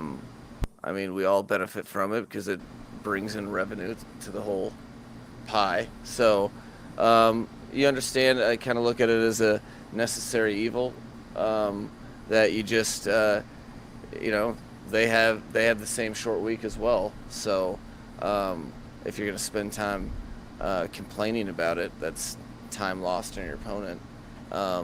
And realistically, it is nice after the game if you are able to win that game, because That you ain't get no a little lie. mini bye week that can kind of break up the season. Hell yeah. Give your guys a little rest if you're able to do so. So it's a scramble, but it's one that's fun that I know we all benefit from. So we're looking forward to it, I guess. Coach essentially saying there to his team that you guys get this victory, we finna have victory Thursday, Friday, off days. You know what I'm saying? The boys get to go out late on Friday night and get turned a little bit, recover on Saturday, and I'll see you guys Sunday in the building, and then we'll get a jump start on our next opponent the following week. I think it's the Jets, which Jets are going to bring their all. Dolphins should beat that ass. Too little, too late. I wonder if Zach Wilson will be back for that Jets game. Anybody in the chat hear anything about that? When does Zach Wilson expected back? That's some stuff. Curtis says, sleep when you're dead. Hear that, Alpha?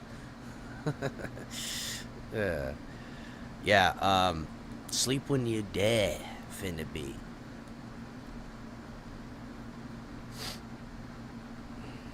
Yeah, I wonder. Yeah, I think you're right, Curtis. I think it's week 6. I don't think he's going to be back by then. Not that I fear Wilson, but I'm sure he's going to give this team a spark, and I'd rather see them in a game before he gets there, literally them folding, going, gosh, let's get Flacco out of here. Even though Flacco's playing well, he's not playing that well, let's be honest. It's the Jets. I ain't even sweating it. I don't know if you guys got to see Tyreek Hill in the locker room with a locker room interview, but he was in full Tyreek Hill form.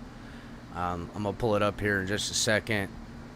But before we do, guys, make sure to hit the like button, subscribe. We're rounding the 2-hour mark. Check out all the great content, as you guys know. We're doing Tonk on Tuesdays, as you guys know. Might even talk to him about moving it to later in the week.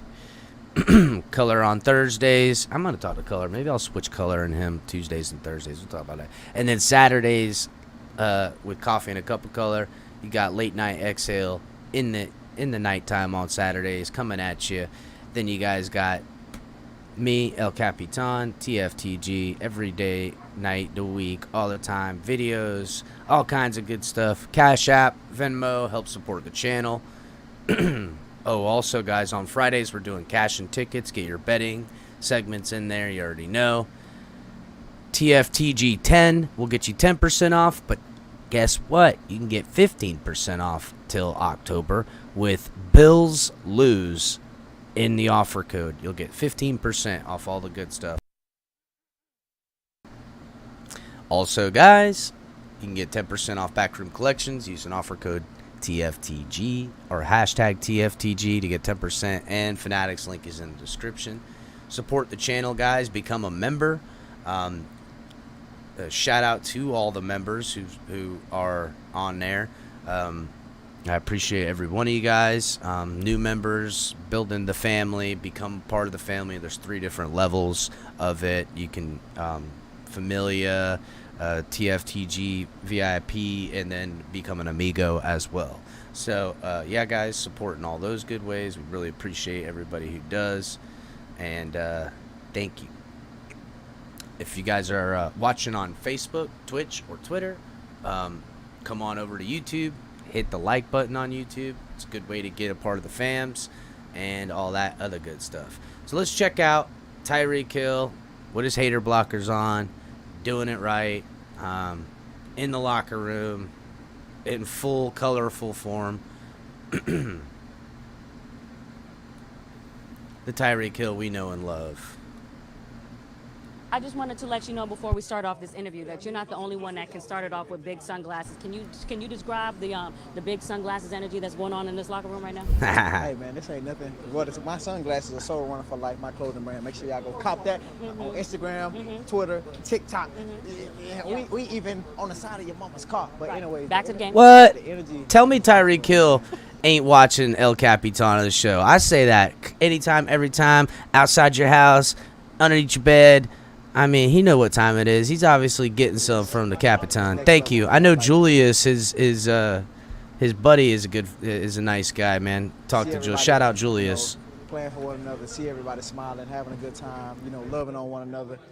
Shows how really far we've come from OTAs, man. Like, not saying that we weren't there at OTAs, but right now it's like a whole nother level, man. So yeah, guys feel it, man, and moving forward, like, this is important for us. Even for me, too. I've been in the league for a minute, man, so I love feeling like this. Big win, 33 catches, 3 targets, so kind of sounds like that. Well, listen, from day one, since you came from KC, you were bigging up to and letting people know exactly what you all thought of him. Now, after he had that big performance against Baltimore. Whoa, wait a second there. What was that? That game. Well, listen, from day one, since you came from KC. I love feeling like. I just want to hear. He says something and hits his microphone, and listen, Tyreek knows exactly where his microphone is. What he had said right here. This big win, 33 catches, 3 targets, so kind of sounds like that. Well, listen, from day one, since you came. I don't know what that. I don't know. KC, you were bigging up to and letting people know exactly what you all thought of him. Now, after he had that big performance against Baltimore, can you talk about the juice that he brought over from that game into this game?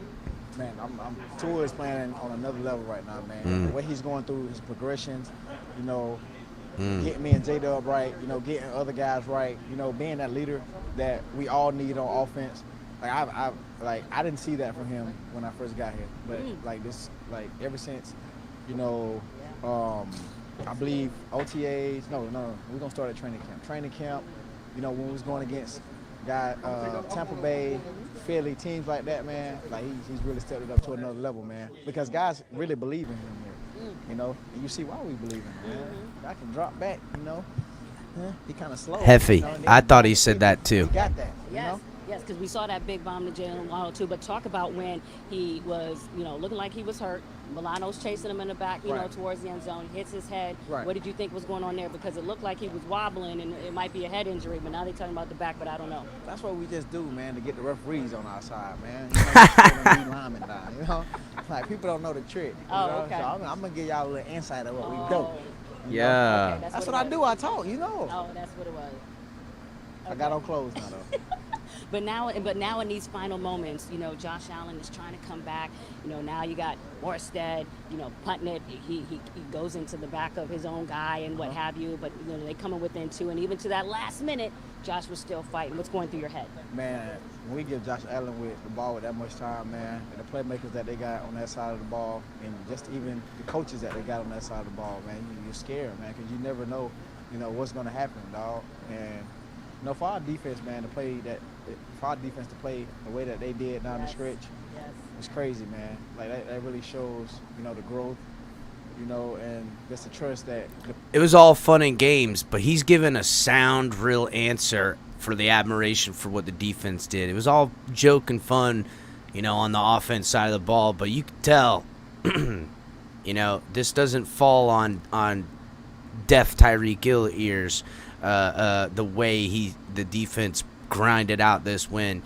I expect Tyreek Hill to really show the hell out in prime time on Thursday. Boy, watch out. Finna come get it, Cincy. I'm already getting jacked up again. Boy, watch out now. Coming at it. Players got in the coach, because as you've seen, like the game was going up, it was going down. It was going up, it was going down. But the players, they stuck together, and it was like, look, let the coaches be coaches and let the players be players, and we're going to do what we do. You know what I'm saying? We're going to make the coach right, even if the play call wrong. You know what I'm saying? And that's sometimes how football is, like coaches, they mess up too, but the players, we the ones on the football field, and we the ones that's gonna make the coach look good. You know what I'm saying?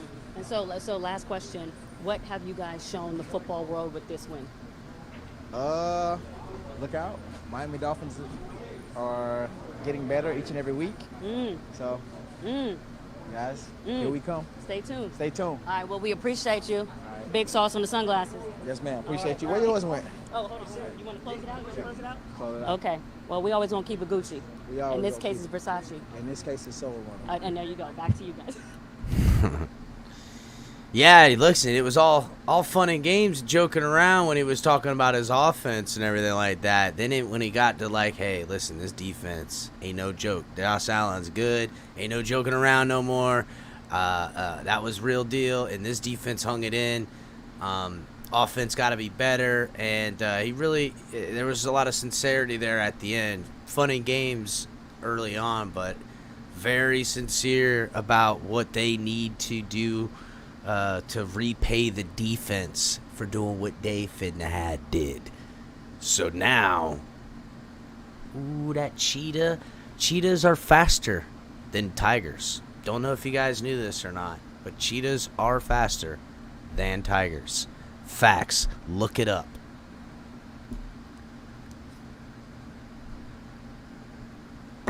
So, we are going to go ahead and take a little bit of looking at some stuff. Some quick takeaways, guys. I don't know if you guys know this, but when the butt punt happened, there was 1 minute and 33 seconds left.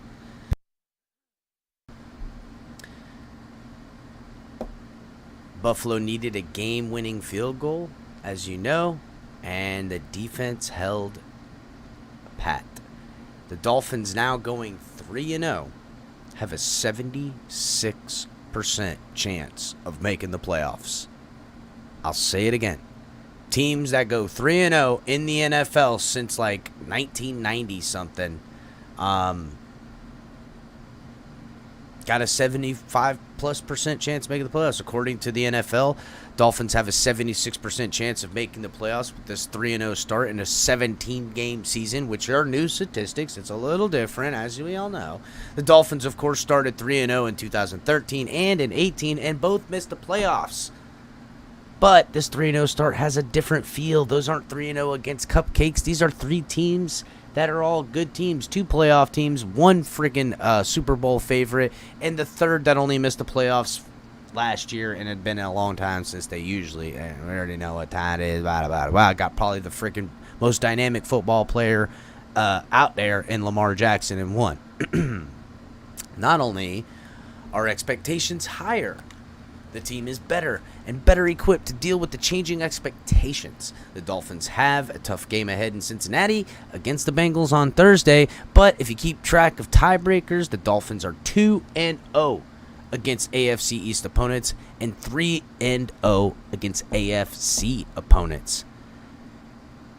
Another conference win would be beautiful.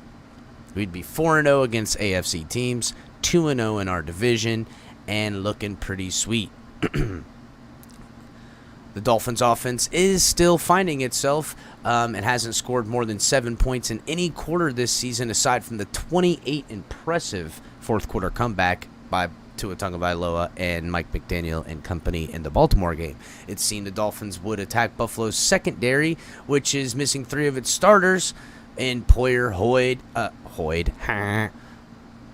Hyde, and Dane Jackson, but that didn't happen. Dolphins wide receiver Tyreek Hill only had 2 catches for 33 yards, while Jalen Waddle had 4 catches for 102 yards. Big-time contribution from Jalen Waddle on the 45-yard pass pickup, but not, relatively quiet day for 2 of the NFL's best wide receivers. They're saving all their fireworks for Thursday night to show out in prime time. That's what it is, guys. Not a lot of televised action going on that Dolphins game on Monday. A lot of markets didn't get it. It didn't even make it to Central Florida for reasons why nobody wants to be proved wrong. Like everyone's talking about how great the Bills were, and when they realized that they were going to lose to the Dolphins, the media market shrank up. They want to look past it. They're going to brush this under the rug, and then they're going to hopefully all be right on Thursday against the Bengals, and they're going to pick the Bengals to win, and the Dolphins are going to continue to take people's feet and shove it in their mouths with a victory on Thursday against the Bengals, making us 4-0 and continuing on the greatness of the Mike McDaniel train with Tua Tagovailoa. Dolphins defense still balling. Safety Javon Holland had a strip sack against Bills quarterback Javon Holland that was picked up by defensive end Melvin Ingram, who now has his second fumble recovery on the year. The first one taken back for a touchdown against the Bengals last week. The Dolphins began the day tied for 10th in forced fumbles with 3. The Dolphins defense held Buffalo to a reasonable point of total 17 points and had a decent showing overall, even though we struggled to get him off these long drives. Allen went 42 of 63 for 400 yards and 2 touchdowns and ended the day with a 94.7 passer rating. Stephon Diggs, as you know, 7 catches, 74 yards. As everyone does know as well, Tagovailoa did leave the game briefly.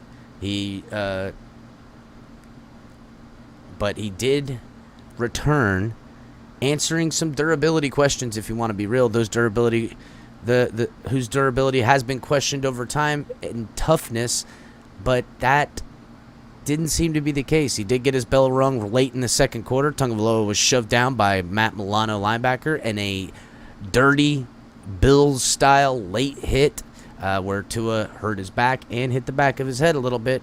Tua stood up briefly, was a little wobbly, and then went to the ground, then was helped to the locker room. Tagovailoa only missed 3 friggin' plays.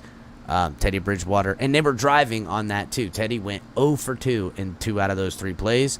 They returned, but Tua returned to start the third quarter. Of course, third-team quarterback Skylar Thompson was inactive in the game, and the Dolphins avoided potentially a nerve-wracking situation because if Teddy went down, who would play quarterback? Cedric Wilson? Probably.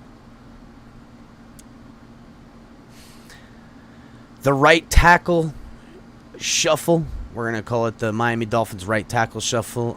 See if we can get a whole dance made up about it, which would be just ridiculous, but I mean, we seem to be doing it all the time. Anyhow, the Dolphins showed again some depth at right tackle, going 4 deep and doing okay in the likes of the Bills pass rushers, Greg Rousseau and Von Miller. When Greg Little was in there and went down in the second quarter with an apparent finger injury, Larnell Coleman was inserted in his place. But when Little went out again in the third quarter, right guard Robert Hunt shifted out to that side, and Robert Jones got put in. Robert Jones looking a little chunky out there. I don't know if you guys seen him at right guard. You could say that Hunt was the fourth team tackle, considering Jackson is already out and has been out with an ankle injury since the opener. And Greg Little is the backup. Coleman is his backup. Little eventually came back and finished the game.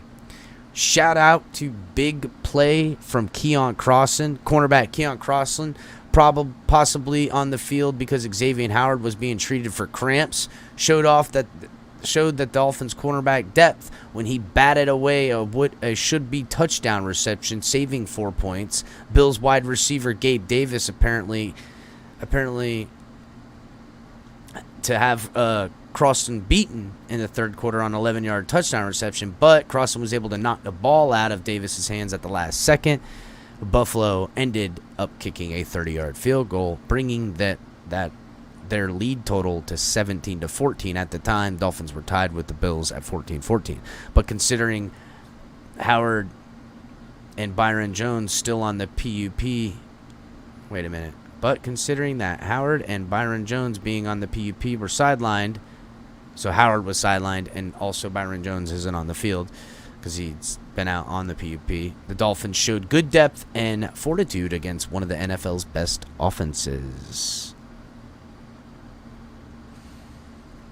Melvin Ingram, shout out to him. He's a force to be reckoned with. Ingram had another impact game with 2 sacks, a forced fumble, and a fumble recovery. He also did a real good job setting the edge and then turning inside on some of those running plays. Ingram had a 6-yard scoop and score last week for a touchdown, a scoop and score for a touchdown in the New England game. Although Jalen Phillips has gotten off to a slow start, Ingram has been there to put some energy into the Dolphins. But then again, Jalen Phillips did show up quite a few times on some good pass rushes and getting out there, taking care of some business. It's taken a little bit more time than I had hoped, but I really feel like by year's end, it's just going to all come together for Jalen Phillips. He's just going to tear people's heads off. As of this moment, the Dolphins sit atop the AFC East. 2 division wins. We've already gone over that. Big game, big stuff.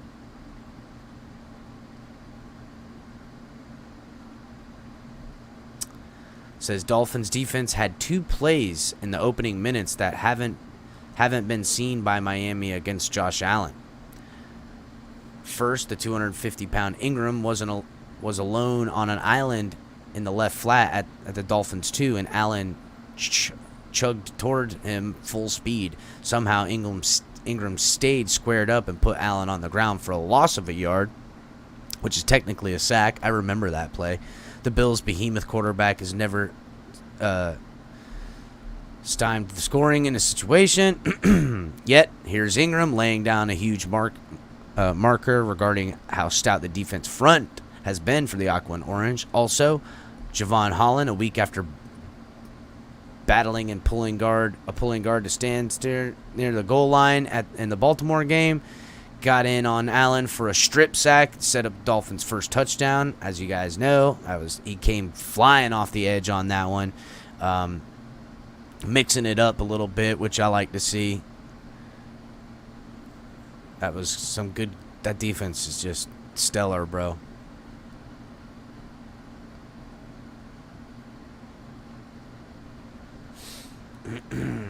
So, yeah, good stuff from the Dolphins. What's up, Chase One? Good stuff from them. Exciting stuff. Always happy when the team does well.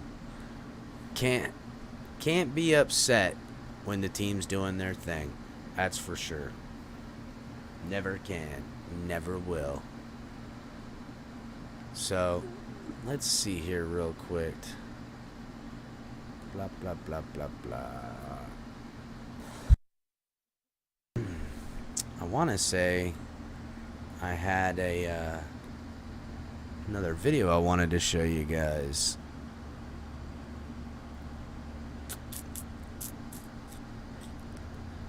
See if this was it.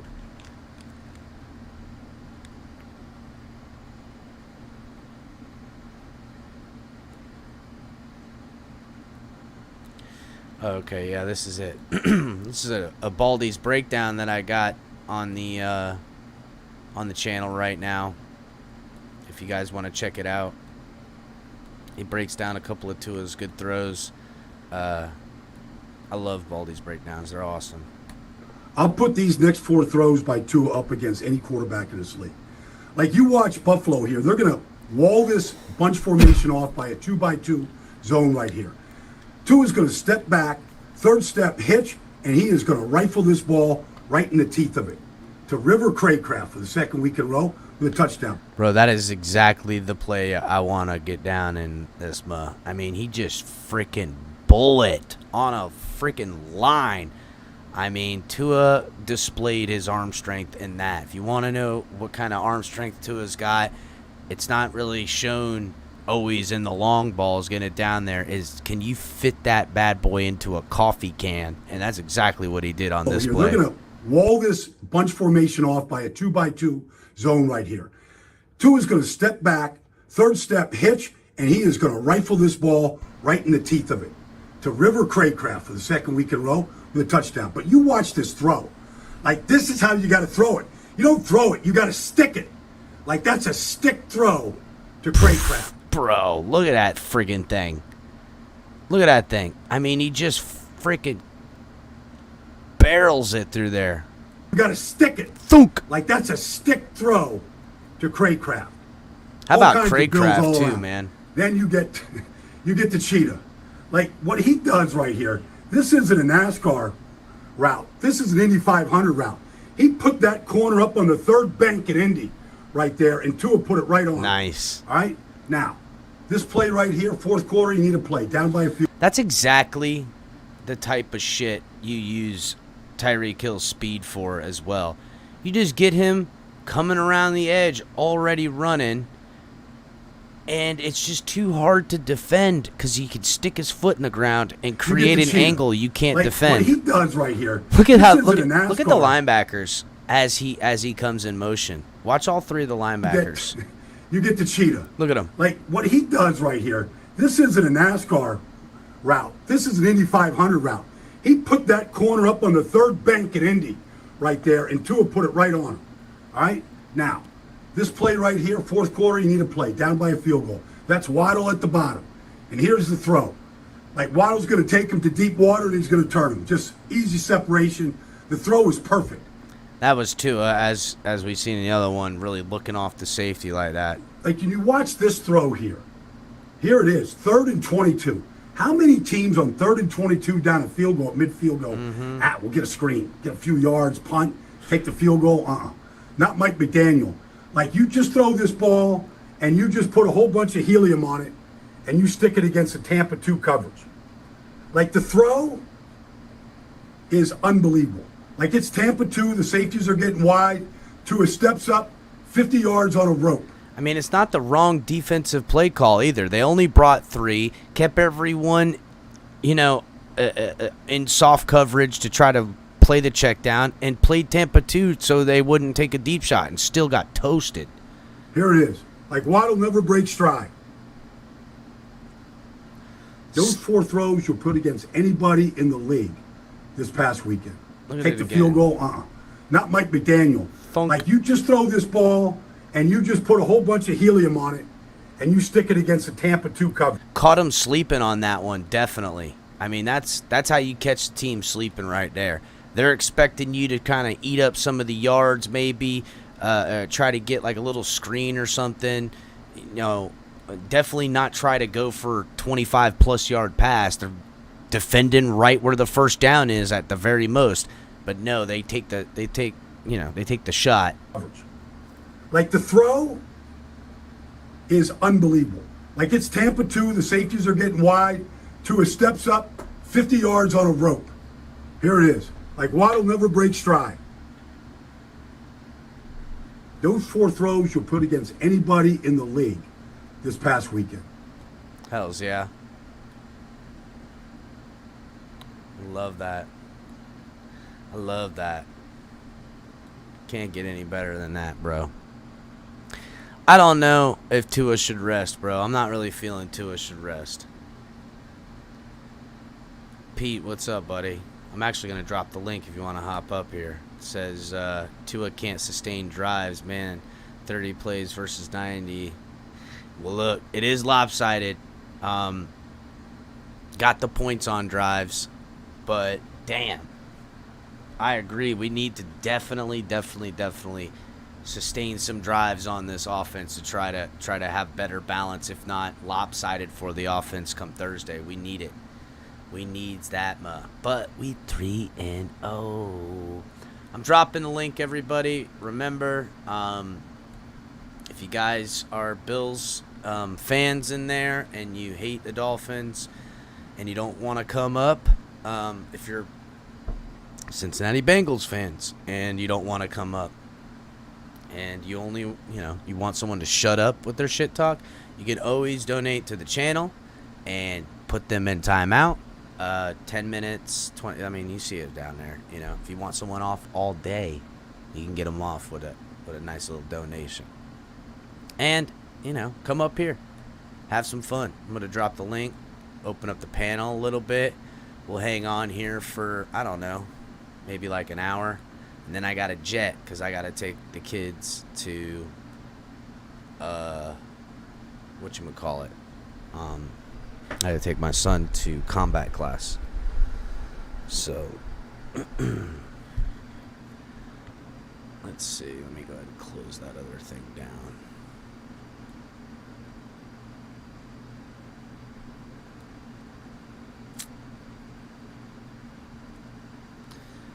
Close that down. Close that down. Media is definitely not showing the respect. They're all talking about how the Bills dropped the game rather than how the Dolphins won the game. Some people, like Michael Irving, is out here saying, look at the Dolphins defense. Wow, look what they did. Great respect to them, and everything that they did. But not even a whisper or a peep about, Tua just being a good daddy. Just, you heard Baldy's breakdowns, but it's been a while. I don't know how everyone's not going to see this. I don't know what the deal is. It must feel very comforting to Bills fans at times that they can at least be comforted in their loss. So you're welcome, Bills fans. You're welcome. Yeah, Pat McAfee didn't have much to say either. And listen, I don't go at Pat McAfee. I love the guy. I love the program. Love what he does. He's said plenty of great things about the Dolphins. But I in some aspects, it is what it is, Dolphins fans. It's more about how the Bills lost one, and not how the Dolphins won one. And you know what? Continue to sleep. We will lull the NFL into a false sense of security, and before they know it, and far gone after it's too late, they'll recognize, oh shit, this Dolphins team is good. They'll look back at the season and go, well, yeah, they beat some really good teams all year. How'd they win the AFC East? They got home field advantage in the playoffs? Holy shit, look at that. Dolphins coming after it. That's okay. Good. Turn around, sleep on us, and you finna be in a nightmare. Booyah. How about some of that?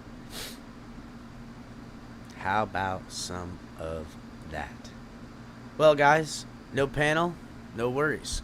I will read no more. Nope, not reading anymore. I'm done on that. I'm going to start early on the film breakdown. Guys, make sure to donate to the channel, please. Make sure to help it grow.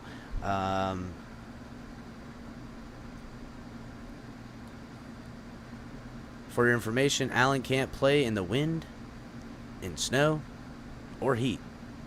As long as his perfect's outside, he's good. Alrighty. Look, currently, I seen him noodle arm a ball. So yeah, guys, make sure you're hitting the like button on your way out. Facebook, Twitch, and Twitter. Make sure to come over to YouTube and subscribe here on the network. I appreciate everybody coming by, and maybe we'll do one later tonight. I'll see if I can get some of these videos out, and fins up, everybody. We'll see you next time.